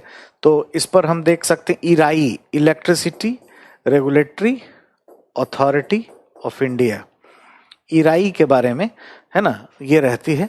तो ये सब तमाम चीजें जो है ना तो वो बना रहता है, ठीक है। और इस तरह की तमाम बातें हम देखते हैं, करते हैं। तो ये क्या है हमने देखा, है ना। और क्या, क्यों, कैसे समझना जरूरी होता है इसके कॉन्सेप्ट को जानने के लिए। ये है क्या? तो क्वासी जुडिशियल बॉडी है। क्वासी जुडिशियल बॉडी क्या होता है तो पढ़ाएंगे वैसे डिटेल से, लेकिन अभी के लिए थोड़ा सा जान लेना है कि ऐसी संस्था जिस पर न्यायाधीश के रूप में कोई न्यायविद ना हो, प्रशासनिक अधिकारी बैठते हों। जैसे कैट है, सेंट्रल एडमिनिस्ट्रेटिव ट्राइब्यूनल, तो वो क्या है? क्वासी जुडिशियल बॉडी है, अर्ध न्यायिक संगठन है। ऐसे ही ये हैं। अब जितने ट्राई, इराई, सेबी, ये सब हैं, इसमें IAS अफसर होते हैं, है ना, उसका बोर्ड होता है और आईएएस अधिकारी उसके एक तरीके से न्याय करने का काम करते हैं, जस्टिस के रूप में इसमें होते हैं। ये कहाँ होंगे, ये क्या होते हैं, तो ये दो काम करने के लिए होते हैं। इनका ये उद्देश्य है कि भाई हम पैसे का जो है वो एक जगह संग्रह ना होने दें, क्योंकि भारत का संविधान ऐसा चाहता है। दूसरा कि लास्ट कॉमन मैन जो है, आखिरी व्यक्ति भी जो है समाज का, वहां तक वस्तु और सेवा की आपूर्ति अच्छे तरीके से हो जाए। ठीक है, ये पॉइंट है। और ये आपको एक एग्जाम्पल से बताया कि ट्राई क्या कर रही होती है, ग्राहकों का हित भी कर रही है और इन सबको भी रेगुलेट करती है, देखती है, ताकि हाँ ये एक ही कोई बहुत आगे ना आ जाए कंपटीशन में। तो इसका ये मतलब नहीं कि सिर्फ डांटने धमकाने का काम करती है, सबको बढ़ाने का भी काम करती है। तो ये नाम तो भले है रेगुलेटर, जैसे पंखे में रेगुलेटर होता है ना कि आप उसको स्पीड कम करते हैं या ज्यादा करते हैं, लेकिन ये फैसिलिटेटर भी है। ठीक है, ट्राई का दोनों काम है,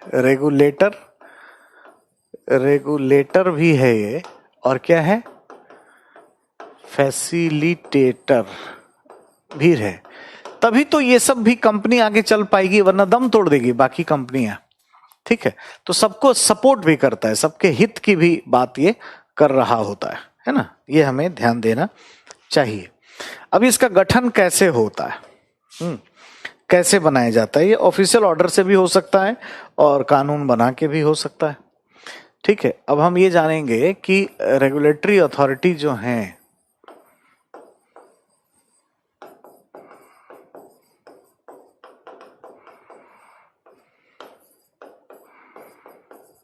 का गठन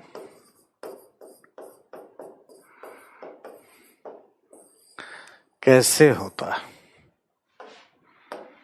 ठीक है, कैसे इसका गठन होता है। ठीक है, तो चाहे तो ये सरकार पे निर्भर है ना। इसमें दो तरह का मॉडल है, उस पे हम देखेंगे। जो एक्चुअल में ये जो कॉन्सेप्ट है रेगुलेटरी अथॉरिटी का, ये कॉन्सेप्ट है अमेरिका का। और गवर्नेंस में देखिए, जो अच्छा रहेगा वही तो विकास में आगे होगा ना। हम लोग कुछ भी देखते हैं तो अमेरिका में ही पहले क्यों हो जाता है। जो भी आगे बढ़ा है लाइफ में वो सोचता है उसको पहले, सफल होता है। ठीक है, और सबसे अच्छे तरीके से हम यहाँ पर बात करते हैं और देखते हैं। ठीक है, तो इसका जो गठन करने का है ना, अपने आप में एक मॉडल है। दो तरीके का मॉडल हम देखते हैं इसमें, यूएसए मॉडल। ठीक है, यूएसए का मॉडल नजर आता है और इसमें इंडियन मॉडल है।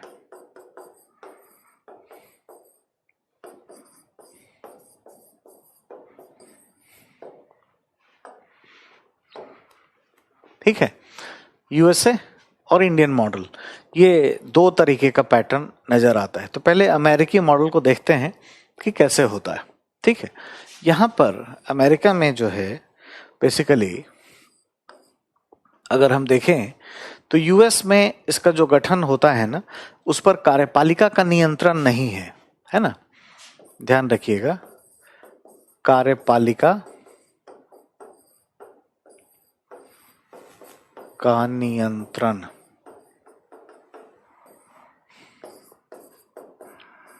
नहीं है। ठीक है, दूसरा, इसको संसद के द्वारा किया जाता है ना, सीनेट। आप जानते हैं कि अमेरिकी सीनेट जो है वो भारत के राज्यसभा के जैसी है। सीनेट का नियंत्रण इस पर होता है, यानी ये क्या होती है, स्टैट्यूटरी बॉडी होती है, कानून के द्वारा किया जाता है इसकी स्थापना, है ना, कानून द्वारा स्थापित होती है। So it's a headless institution, है ना, नॉट एब्सोल्युटली हेडलेस। ठीक है, बट ये कार्यपालिका से थोड़ी सी क्या होती है, ऑटोनोमस हो जाती है। वहां के राष्ट्रपति का कोई नियंत्रण रेगुलेटरी अथॉरिटी पर नहीं है और इसको जनता के हित के लिए जरूरी माना जाता है, इसलिए सीनेट का कंट्रोल है। जो जनता के प्रतिनिधि हैं उनका नियंत्रण यहाँ पर किया जाता है। भारत का जो मॉडल है इसमें दोनों पैटर्न नजर आता है। यहाँ पे कार्यपालिका के द्वारा भी होता है, कार्यपालक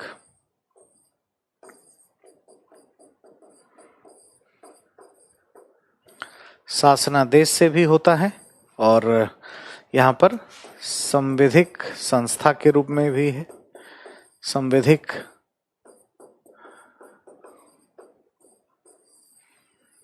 संस्था के रूप में भी ये नजर आती है, ठीक है ना।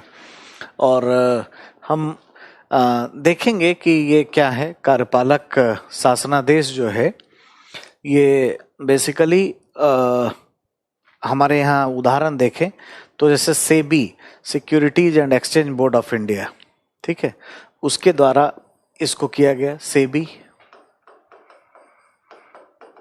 सेबी का गठन 1988 में हुआ है ना। किसके द्वारा? ये सेबी का गठन बेसिकली किसके द्वारा हुआ? तो आप ये कह सकते हैं कि राजीव गांधी के द्वारा, चूंकि अमेरिका में इसी तरीके का एक संगठन बनाया जा रहा था। पब्लिक इश्यूज के आधार पर जब काम करना शुरू हुआ अमेरिका में, तो वहाँ पर एक राष्ट्रपति थे रोनाल्ड रीगन के द्वारा ये चीज़ें शुरू की गई, ठीक है। और बेसिकली है ना, इसको बंद कर दिया गया। 1988 में बना तो था, लेकिन जब हर्षद मेहता कांड हुआ तो ऐसा लगा कि इसको कुछ करना पड़ेगा, तो इसे फिर स्टैट्यूटरी बॉडी बना दिया। तो सेबी एक्ट पारित किया गया, सेबी एक्ट कानून ये बना, और 1992 में ये कानून है ना करने लगा काम। तो इस तरीके से आप देखोगे कि ये जो रेगुलेटरी इंस्टीट्यूशंस होते हैं, संस्थान होते हैं, ये भारत में यूं भी बना लिए जाते हैं कार्यपालिका के द्वारा भी। और अगर ये है भी, है ना, मतलब कानून से बना भी है, तो भी क्या है, कार्यपालिका का नियंत्रण होता है, किसी न किसी मिनिस्ट्री का कंट्रोल होता है।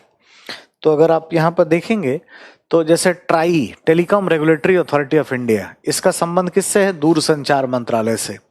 सेबी वित्त मंत्रालय से रिलेटेड है। आईआरडीए वित्त मंत्रालय से रिलेटेड है। Irai, electricity regulatory and development authority of India, ये क्या है? मिनिस्ट्री ऑफ पावर से है, ऊर्जा मंत्रालय से संबंधित है। तो ये सारे इंस्टीट्यूशंस जो हैं वो एग्जैक्टली ऐसा नजर आता है, और वो बेसिकली है ना इसको दिखाई देता है कि किसी न किसी मंत्रालय से ही जुड़ा हुआ है। तो कार्यपालिका का नियंत्रण इस पर है बहुत अच्छे तरीके से, ठीक है। और बेसिकली ये आगे चल करके है ना कर लिया जाता भी है, अगर संवैधानिक संस्था के रूप में इसको बना भी लिया जाता है। संविधान में चर्चा नहीं है, कानून बना करके अगर हो भी जाता है, जैसे सेबी एक्ट बना भी लिया, तो भी कोई बहुत अच्छी स्थिति नहीं रहती है, क्योंकि कंट्रोल उस पर कहीं ना कहीं मंत्रालय का बना ही रहता है। तो एक बार कंपेयर कर लें जरा अमेरिकी मॉडल का और हमारे यहाँ जो दिखाई देता है।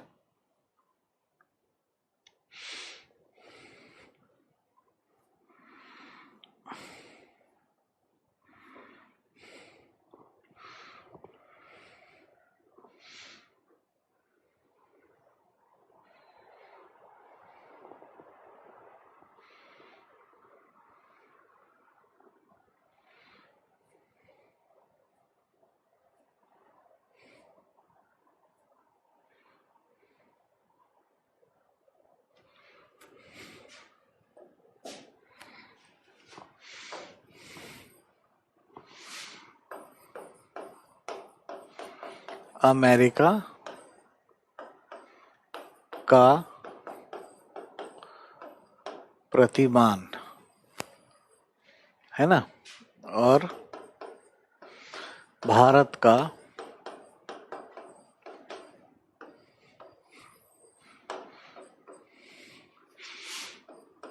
प्रतिमान, ठीक है। तो कायदे से अमेरिका के प्रतिमान में आप देखेंगे कि कार्यपालिका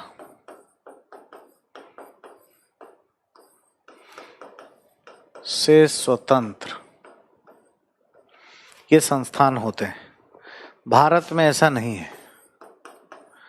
भारत में कार्यपालिका का नियंत्रण बना हुआ है, क्योंकि किसी न किसी मंत्रालय से ये जुड़े हुए होते हैं, है ना। क्योंकि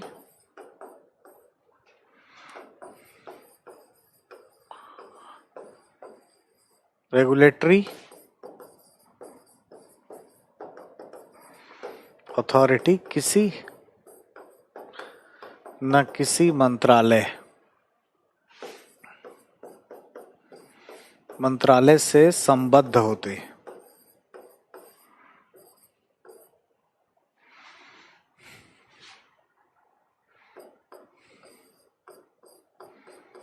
संबद्ध होती हैं, ठीक है। और एग्जैक्टली है ना। अब एग्जैक्टली हम ये देखेंगे कि इंडिया में एक तरीके से कार्यपालक कंट्रोल में ही काम करना होता है, और यहाँ पर ऐसा है ना, कार्यपालिका से स्वतंत्र है, यानी हेडलेस इंस्टीट्यूशन है। यहाँ तक कि अमेरिकी राष्ट्रपति का भी नियंत्रण नहीं होता। अमेरिकी राष्ट्रपति का भी नियंत्रण, है ना, ऐसी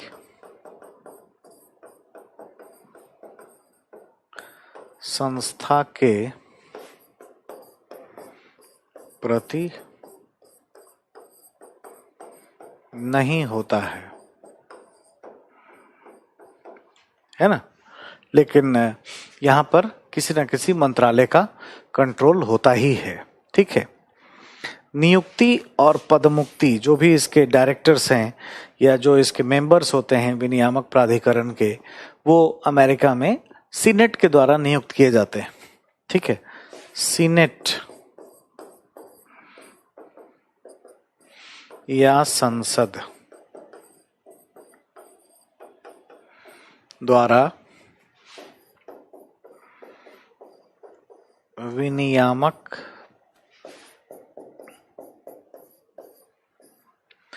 सीनेट द्वारा विनियामक संगठन के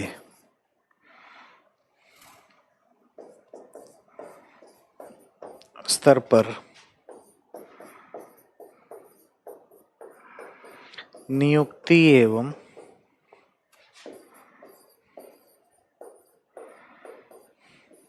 पदमुक्ति द्वारा विनियामक संगठन के स्तर पर नियुक्ति एवं पदमुक्ति हेतु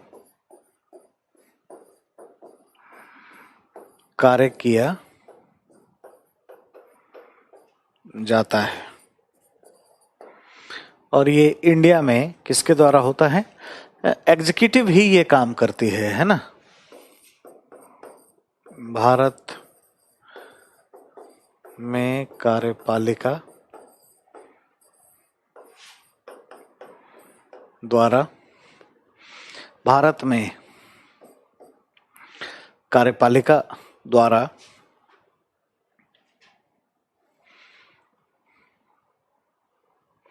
है ना विनियामक संगठन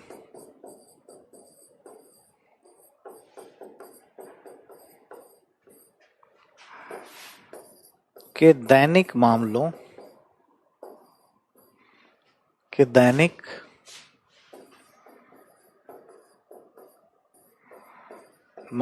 पर तथा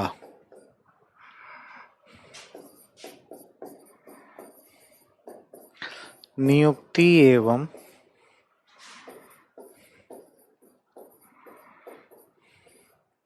पदमुक्ति पर, दैनिक मामलों पर तथा नियुक्ति एवं पदमुक्ति पर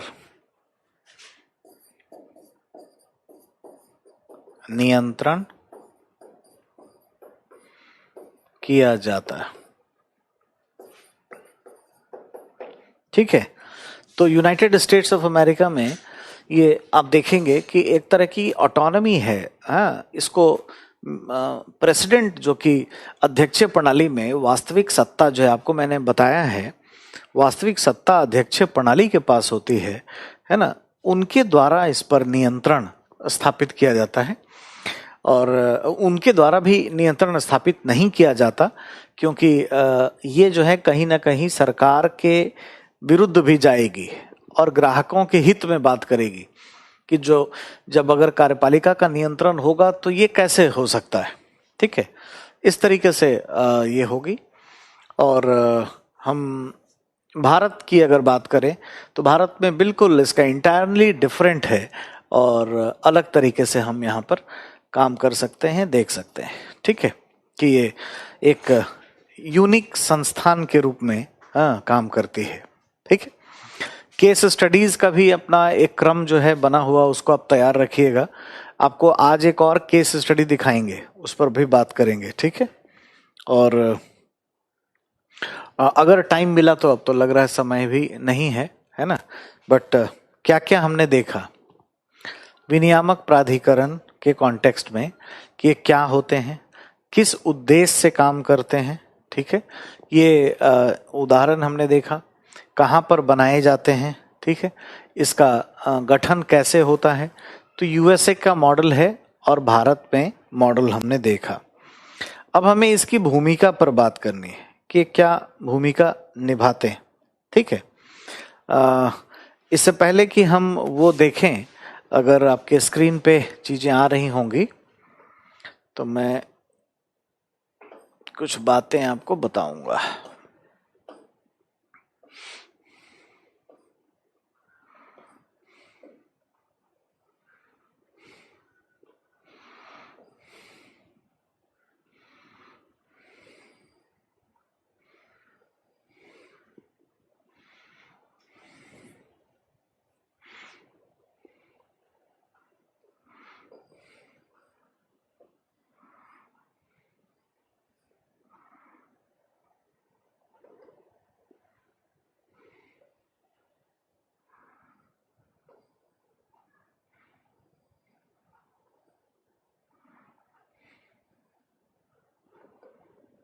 देखिए, यहाँ ध्यान दीजिएगा कि आपको 5 स्ट्रेंथनिंग पब्लिक सर्विस एथिक्स, है ना, क्योंकि ये वाला जो चैप्टर है ना, जो आप पढ़ रहे हो पेपर 2 में गवर्नेंस का, वो पेपर 4 से काफी कुछ ओवरलैपिंग है। पेपर 4 में जो पढ़ते हैं वो यहाँ भी आता है। जैसे सूचना का अधिकार, राइट टू इंफॉर्मेशन एक्ट, उसकी चर्चा जो है वो है कहाँ पर, जीएस पेपर 4 में। लेकिन आप देखोगे कि 2020 में एग्जाम का में कहाँ आया है, क्वेश्चन कहाँ पूछा गया है, तो वो पेपर 2 में पूछा गया है। तो एक्चुअल में जो रेगुलेटरी अथॉरिटीज का जो ऑब्जेक्टिव है वो क्या है, रेगुलेटरी अथॉरिटी की हमें भूमिकाएं जाननी है। तो सबसे पहली और महत्वपूर्ण भूमिका, अभी एक एक करके पॉइंट बाय पॉइंट देखेंगे वो क्या है। तो हमें क्या करना पड़ेगा, ये जो strengthen the values and ethics और अपने भ्रष्टाचार को दूर करना पड़ेगा। उसके लिए 5 प्रकार के सी की चर्चा की है, 5 सीज, इसको हम लोग देखेंगे करप्ट प्रैक्टिसेस को दूर करने के लिए, है ना। एक तो क्या है, connectedness, creating a sense of belongingness to the society, समाज से एक जुड़ाव। रेगुलेटरी अथॉरिटी ये काम करती है। जैसे आप देखोगे तो जैसे ट्राई है, तो ट्राई खूब प्रचार प्रसार करके नागरिकों को बताना चाहती है, नागरिकों को बेसिकली अवेयर करती है, बताती है। ठीक है, तो ये पॉइंट है, ध्यान देना चाहिए, है ना। Care and compassion, creating a sense of compassion to care for the more needy in society, right. तो ये कंपैशन, संवेदना के लिए भी काम करते हैं। आपको हमने बताया कि ये सबसे कमजोर वर्ग के जो लोग हैं या समाज के मुख्य धारा से जो पिछड़े लोग हैं, वहां तक ये वस्तुओं और सेवाओं की आपूर्ति को करने की बात करती है ना। कॉस्मोलॉजी, नेक्स्ट जो देखेंगे, cosmology, broaden vision by seeing life in the context of huge universe, जीवन को एक वृहद परिप्रेक्ष्य में देखना। जैसे अगर हम ट्राई की बात करें, telecom regulatory authority of India, try की अगर हम बात करें, तो ट्राई सिर्फ हमें कोई वस्तु या सेवा ही नहीं दे रहा है, ठीक है। ट्राई के द्वारा अगर हम देखें तो कोई वस्तु, गुड्स या सर्विसेज ही नहीं दिया जाता है, बल्कि ये चाहता है कि लोगों की निजता भी भंग ना हो। यानी ये किसके लिए काम कर रहा है? मानवाधिकार के लिए भी काम कर रहा है, और ये मूल अधिकार के लिए भी काम कर रहा है। तो कहने का मतलब है कि ये एक संस्था जो ट्राई है, ये बड़े बृहद परिप्रेक्ष्य में चीजों को देख रही है। ये किसी भी तरीके से कोई संकुचित परिप्रेक्ष्य में कोई बात नहीं कर रही है। ये अपने आप में इंपॉर्टेंट है। ये ध्यान दीजिएगा। नेक्स्ट है ना, committee to contribute, creating a commitment to the public service to give versus take. ठीक है, आप कुछ देते हैं तो आपको एक वायदा किया गया है ना, आपने क्या दिया? पेमेंट दिया, तो उसके बदले में आपको सेवाएं मिले, उस चीज को ठीक करने के लिए ये एक्स्ट्रा कमिटमेंट देती है। तो जैसे हमने कहा ना कि आज के समय में आपको शुरू में पहले दिन याद होगा कि हमने एक कॉन्सेप्ट दिया था आपको मेटा गवर्नेंस का। मतलब मेटा गवर्नेंस का मतलब होता है एथिकल गवर्नेंस। गवर्नेंस में नैतिकता की बात की जाती है। तो कहीं ना कहीं रेगुलेटरी अथॉरिटी मेटा गवर्नेंस को भी मजबूत कर रही होती है। इस तरह की बातें यहां होती है। करेज की बात है, साहस, ओवरकमिंग, है ना, insecurity and incessant quest for the material acquisitions। जो भी जैसे लोगों के कहीं पे आप देखोगे कि लैंड एक्विजिशन किया जाता है तो उसके बदले में पेमेंट बहुत अच्छे तरीके से हो, नागरिकों के हित को कोई मान लीजिए कोई प्राइवेट कंपनी कोई कहीं पे प्रोजेक्ट लगा रही है, कोई टेलीकॉम की कंपनी कहीं गई, किसानों का जमीन खरीदी, तो उसके बदले में पर्याप्त तो उनको चीजें मिले, इसके लिए भी ये काम करती है। तो ये कनेक्टेडनेस, केयर एंड कंपैशन, ये पहला कनेक्टेडनेस, दूसरा केयर एंड कंपैशन, तीसरा है cosmology, commitment to contribute and courage. ये सभी चीजें जरूरी हैं। तो इसकी भूमिका को पढ़ने से पहले मैंने आपको एक एनवायरनमेंट क्रिएट करवाया कि ये जो संस्थान होते हैं वो क्या होते हैं, कहाँ से आए। अमेरिका में सबसे पहले हुए थे, अमेरिकन मॉडल के बारे में हमने आपको बताया।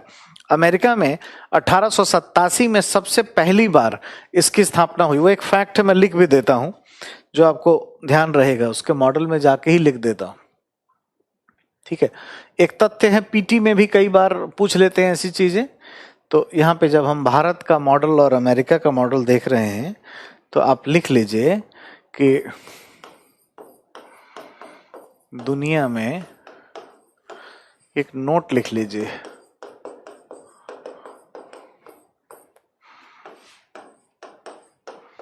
पहली बार यूएसए, अमेरिका में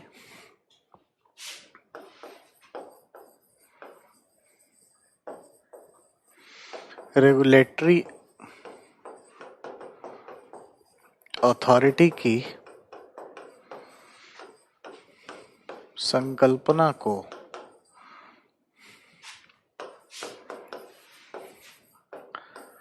समझा गया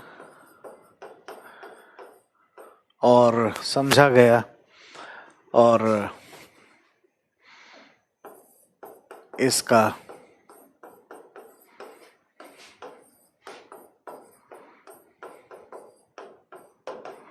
गठन किया गया। ठीक है, एग्जैक्टली ये पॉइंट्स आपको ध्यान में रखना है। ठीक है, तो ये कब हुआ था? 1887 में, 1887, 1887। इसमें एक इंटर स्टेट कमीशन नाम कर, इंटर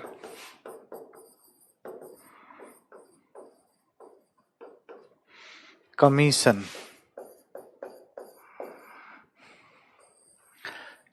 अंतरराज्यीय आयोग, इंटर स्टेट कमीशन नामक विनियामक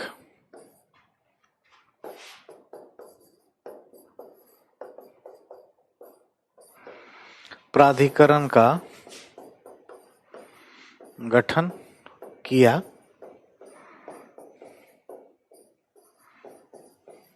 गया है। तो सबसे पहले यूनाइटेड स्टेट्स ऑफ अमेरिका में ये हुआ था, ठीक है, और इसको ध्यान रखना है। तो ये एक जरूरी इंफॉर्मेशन था, तो ये मिस कर जाता, ये हमने डाल दिया। मैं अपने पॉइंट पर आ जाऊं।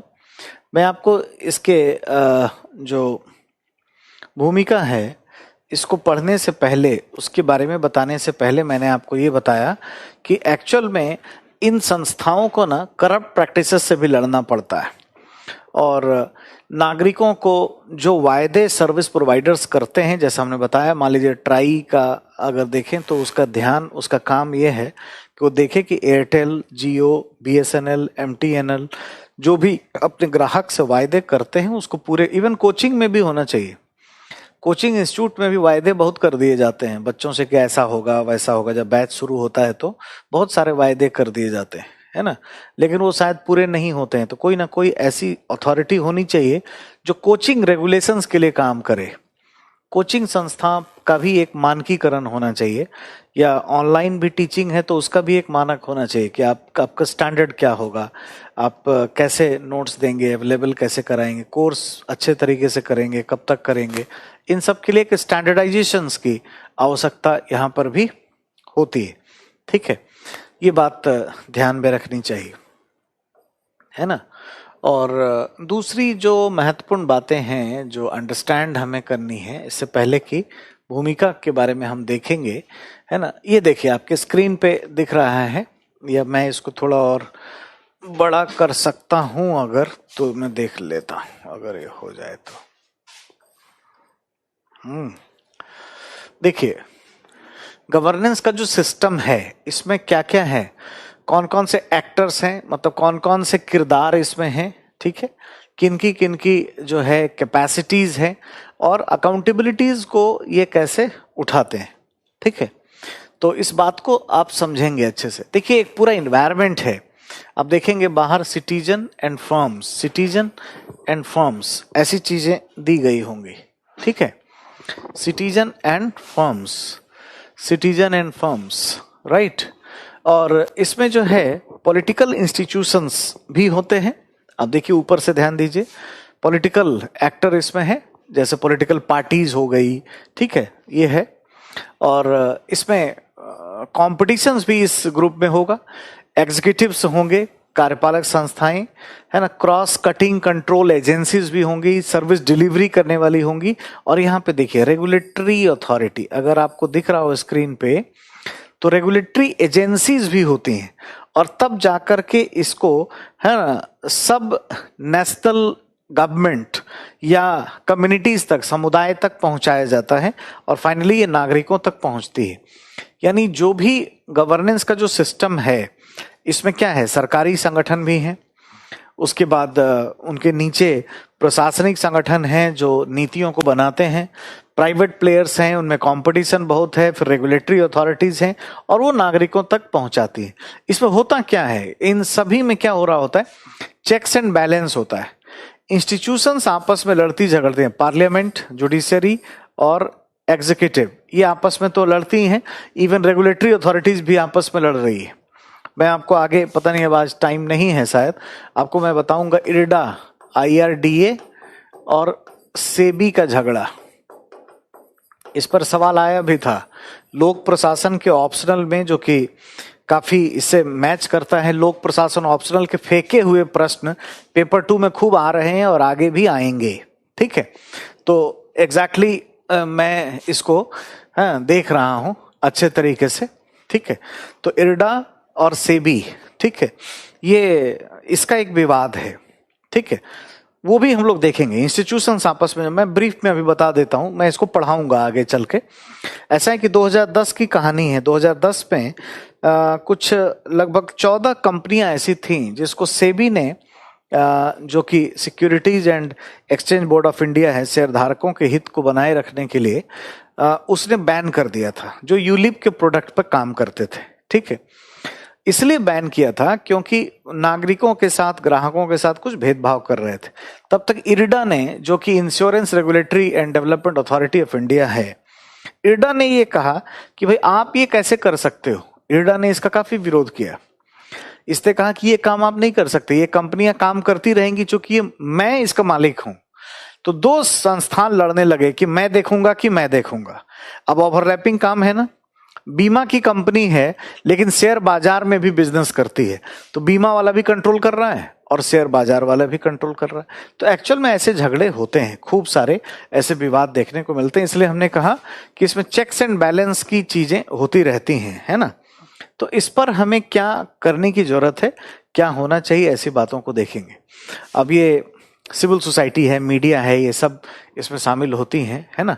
अब अगर करप्ट प्रैक्टिसेस को हमें ठीक करना है, ठीक है, आप देखिए इनके चीजों को बेहतर बनाना है, अगर हमें आउटकम्स लेना है, यानी बेहतर सर्विसेज, रेगुलेशंस को ठीक करना है और करप्शंस को दूर करना है, तो हमें कुछ चीजों पर बल देना पड़ेगा।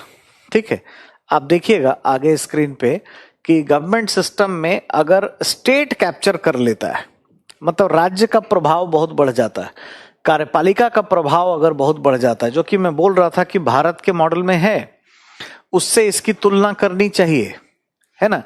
इस स्क्रीन की जैसे यहां पे है ना, स्टेट कैप्चर मतलब क्या है, इसका मतलब राज्य का यानी सरकार, राज्य मतलब संप्रभु राज्य, राज्य ऑब्लिक सरकार का अत्यधिक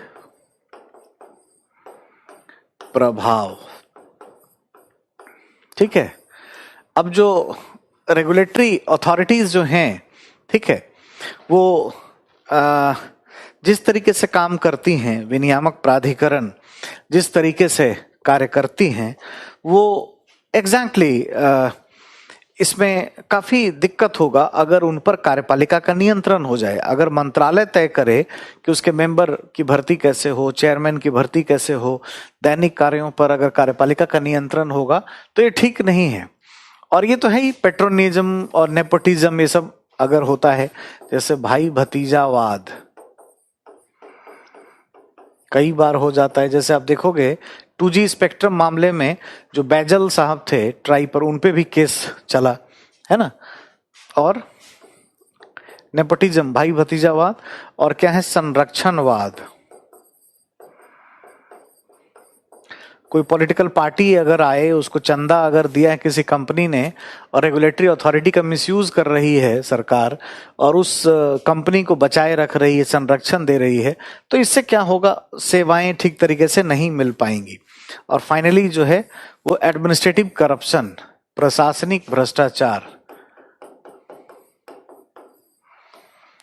प्रशासनिक भ्रष्टाचार। तो ऑलमोस्ट ये तीन चीजें हमें मिली जो हमारे लिए बड़ा इंपॉर्टेंस रखती हैं। प्रशासनिक भ्रष्टाचार अगर है, भाई भतीजावाद अगर है, और राज्य, है ना, के अगर चीजों पे हम बहुत ज्यादा काम कर रहे हैं, तो ये मुश्किल होगा। ठीक है, ये अपने आप में समस्या का सबब बन जाता है। ये तीन बड़ा महत्वपूर्ण चीज है। तो गवर्नेंस सिस्टम में हमें रेगुलेटरी अथॉरिटी के संदर्भ में खास करके कार्यपालिका का नियंत्रण विनियामक प्राधिकरण पर ज्यादा नहीं करना चाहिए। हमें ये सीखने को, यहां से ये जानने को मिलता है। ठीक है, तो अभी जो मैं आपको ये समझा रहा था फाइनली, है ना, कि है ना, ये जो अगर अमेरिका से भारत की तुलना करके देखें तो यहाँ तो कार्यपालिका के नियंत्रण में ही है। तो जितनी चीजें हमने पढ़ा अभी कि राज्य का अति राज्यवाद नहीं होना चाहिए, यानी सरकार का नियंत्रण ज्यादा नहीं होना चाहिए, वो तो हो ही रहा है।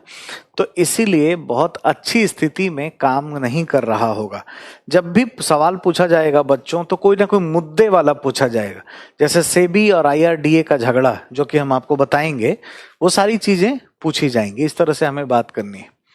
अब इसकी भूमिका क्या होती है, इसको जरा देख लें, इसको जान लें। ठीक है, रोल क्या होता है इसकी भूमिका।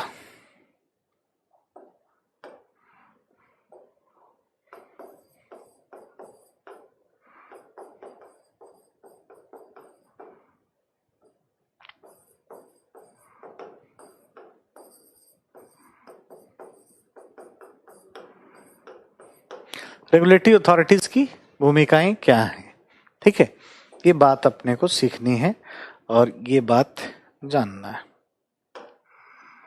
ठीक है। सबसे पहली भूमिका जो है इस पे हमें ध्यान देने की जरूरत है। जैसी भूमिका कार्यपालिका या एग्जीक्यूटिव जो रोल प्ले करती है उसको ये निभाती है, एग्जीक्यूटिव रोल, है ना, कार्यपालिका के जैसा रोल प्ले करती है। जैसे एक क्या है, पॉलिसी को एग्जीक्यूट करना, नीति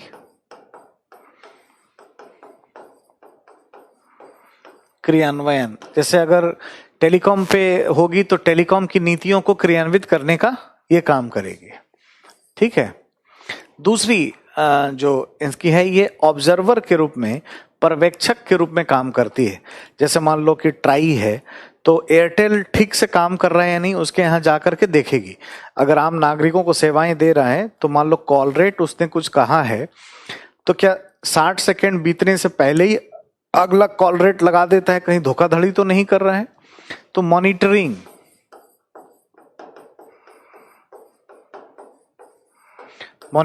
या देखरेख, ये काम भी इसके हाथ में है, ठीक है। और तीसरी जो कार्यपालिका की भूमिका होती है कि ये एक तरीके से नियंत्रण, कंट्रोल करने का भी काम करती है। नियंत्रण, मानकीकरण,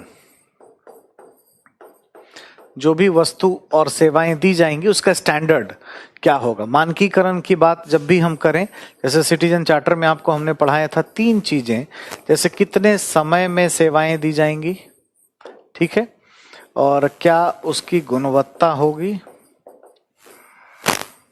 और उसकी मात्रा क्या होगी, ठीक है। आप इसका ख्याल कर सकते हैं, ठीक है, इसका ध्यान रख सकते हैं यहाँ पर, ठीक है। नेक्स्ट जो है कार्यपालक भूमिकाओं में कार्यपालिका क्या करती है, कई बार सत्ता का भी अभ्यास करती है, एक्सरसाइज ऑफ अथॉरिटी, सत्ता का अभ्यास, जुर्माने भी लगाती है इस तरह का, हालांकि वो दंडात्मक कार्रवाइयों में वो आ जाएगा। नेक्स्ट जो इनका कामकाज है ये लेजिस्लेटिव रोल है ना। जैसी विधायिका की भूमिका होती है या विधायिका जो काम करती है, विधायिका का काम क्या है, सोचना विचारना, ठीक है, सोचने विचारने का काम विधायिका करती है, ठीक है।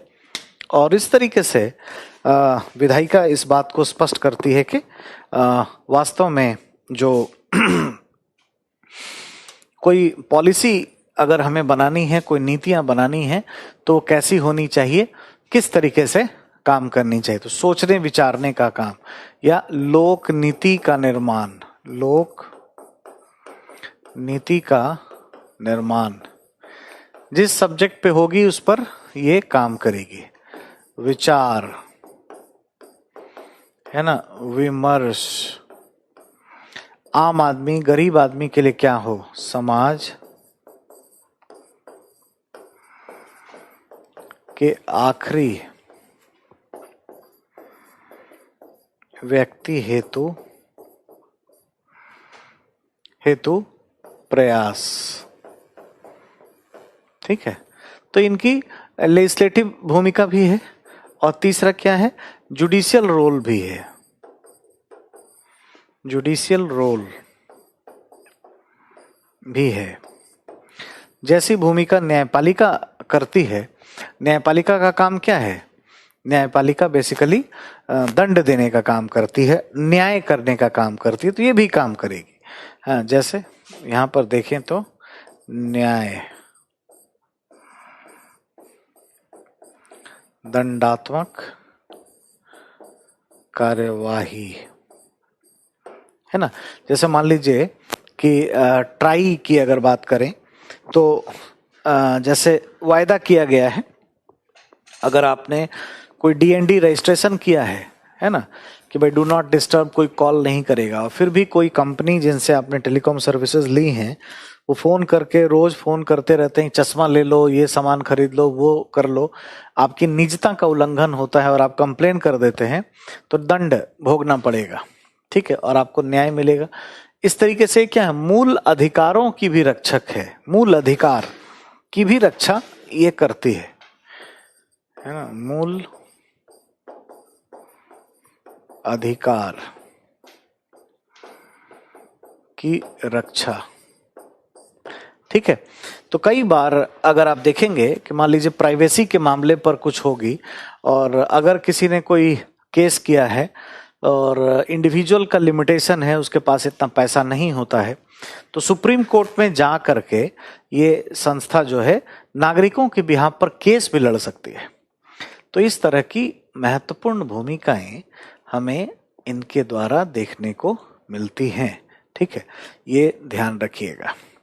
तो आज हमने क्या क्या बताया आपको रेगुलेटरी अथॉरिटी के बारे में, क्या है, क्यों है, कैसे स्थापित होती है, अमेरिकी मॉडल क्या है, इंडियन मॉडल क्या है और इसकी भूमिका क्या है। अब इसके मुद्दे पढ़ने, इशूज तो अब आज तो समय नहीं है, तो अब क्लास भी नहीं है कल से, तो अब जब क्लास लगेगा उस समय इसके मुद्दों को हम देखेंगे, है ना। आप अपने कोई डाउट्स हैं, सवाल हैं तो आप पूछिए, मैं इसका एक्सपोर्ट कर देता हूं आपको पीडीएफ।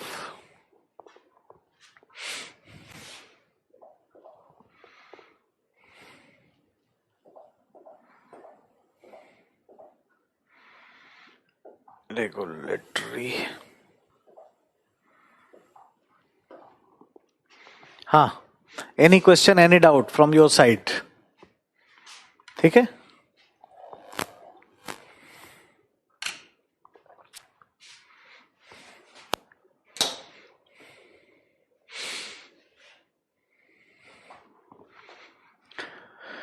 कल किसकी क्लास होगी आई डोंट नो अंजलि, मुझे नहीं पता, आप मैनेजमेंट से बात करिए, वो बताएंगे किसकी क्लास है, क्या नहीं है, वो कल बताएंगे, या आप उनसे आज ही बात कर लीजिए, आप पूछ लीजिए।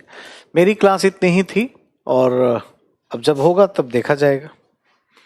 अभी तो हमें यही कहा गया है कि आज तक क्लास है तो हमने कर दिया, ठीक है। ये इसका पीडीएफ भी मैं आपको दे रहा हूं, आज आप ले लेना और अब आगे जैसा होगा वैसा हम लोग देखेंगे।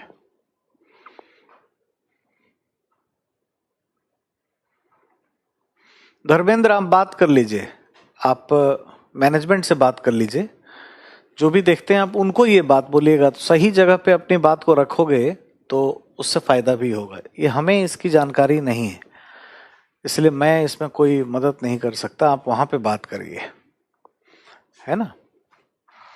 मैंने जितने चैप्टर को उठाया है ईमानदारी से पढ़ाया है, आप क्वेश्चन देखो, आपको खुद कॉन्फिडेंस आ गया होगा कि सेकंड पेपर में एग्जैक्टली जो है अधिकतम क्वेश्चन, इस बार तो पॉलिटी का कुछ भी नहीं है, अधिकतम क्वेश्चन गवर्नेंस के आते हैं और मैं ही काम आऊंगा, ये मैंने आपको पहले दिन कहा था।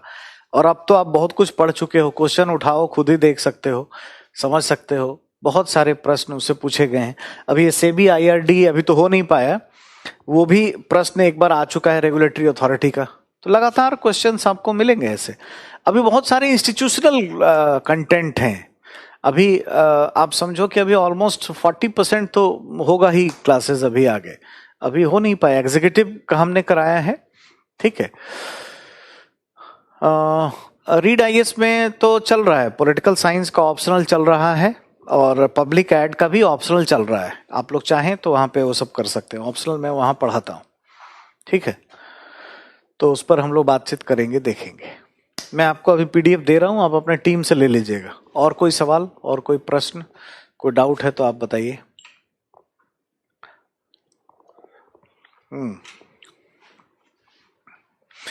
गवर्नेंस में ऑलमोस्ट रमाकांत अभी जैसे इंस्टीट्यूशंस बहुत हैं जो कराने हैं, NHRC कराना है, CVC कराना है, उनके मुद्दे अभी देखने हैं, लोकतंत्र में प्रशासन की भूमिका जो है वो देखना है, अर्ध न्यायिक संगठन के बारे में बात करना है ना रमाकांत, ये सारी चीजें ये हैं, ठीक है। मैं एक बार आप लोग बात कर लीजिएगा टीम से आगे के लिए कि कैसे क्या होगा, मैं अभी उसके लिए कमिटमेंट नहीं कर सकता आपको, ठीक है। तो अभी तक क्लास हमारी अभी तक यहीं पे थी। फिर हमें जुडिशियल इश्यूज पे जाना है, बहुत सारे मुद्दे उसमें हैं। फिर जो है लेजिस्लेटिव इश्यूज को करना है, वहां से मुद्दे मिलते हैं। तब आजकल जो यूपीएससी का जो स्टैंडर्ड है ना, तब जाके उसके क्वेश्चन आपको मिलेंगे। वरना पढ़ने के लिए तो लोग लक्ष्मीकांत का गाइड पढ़ के सोचते हैं तैयारी हो गया। अब देखो एक भी क्वेश्चन आया है क्या? संविधान पढ़ के एक भी सवाल मिला है? मेंस की बात कर रहा हूं मैं। मेंस में अगर मिल जाए तो बताना, ये पॉसिबल नहीं है। ठीक है, तो अब आज तक ही आपका साथ था, फिर देखते हैं आगे मिलते हैं या कैसे क्या होगा। आप टीम से बात करिएगा। थैंक यू, है ना। आप सबके मंगल भविष्य की कामना के साथ सबको अभय कुमार का नमस्कार। थैंक यू, धन्यवाद।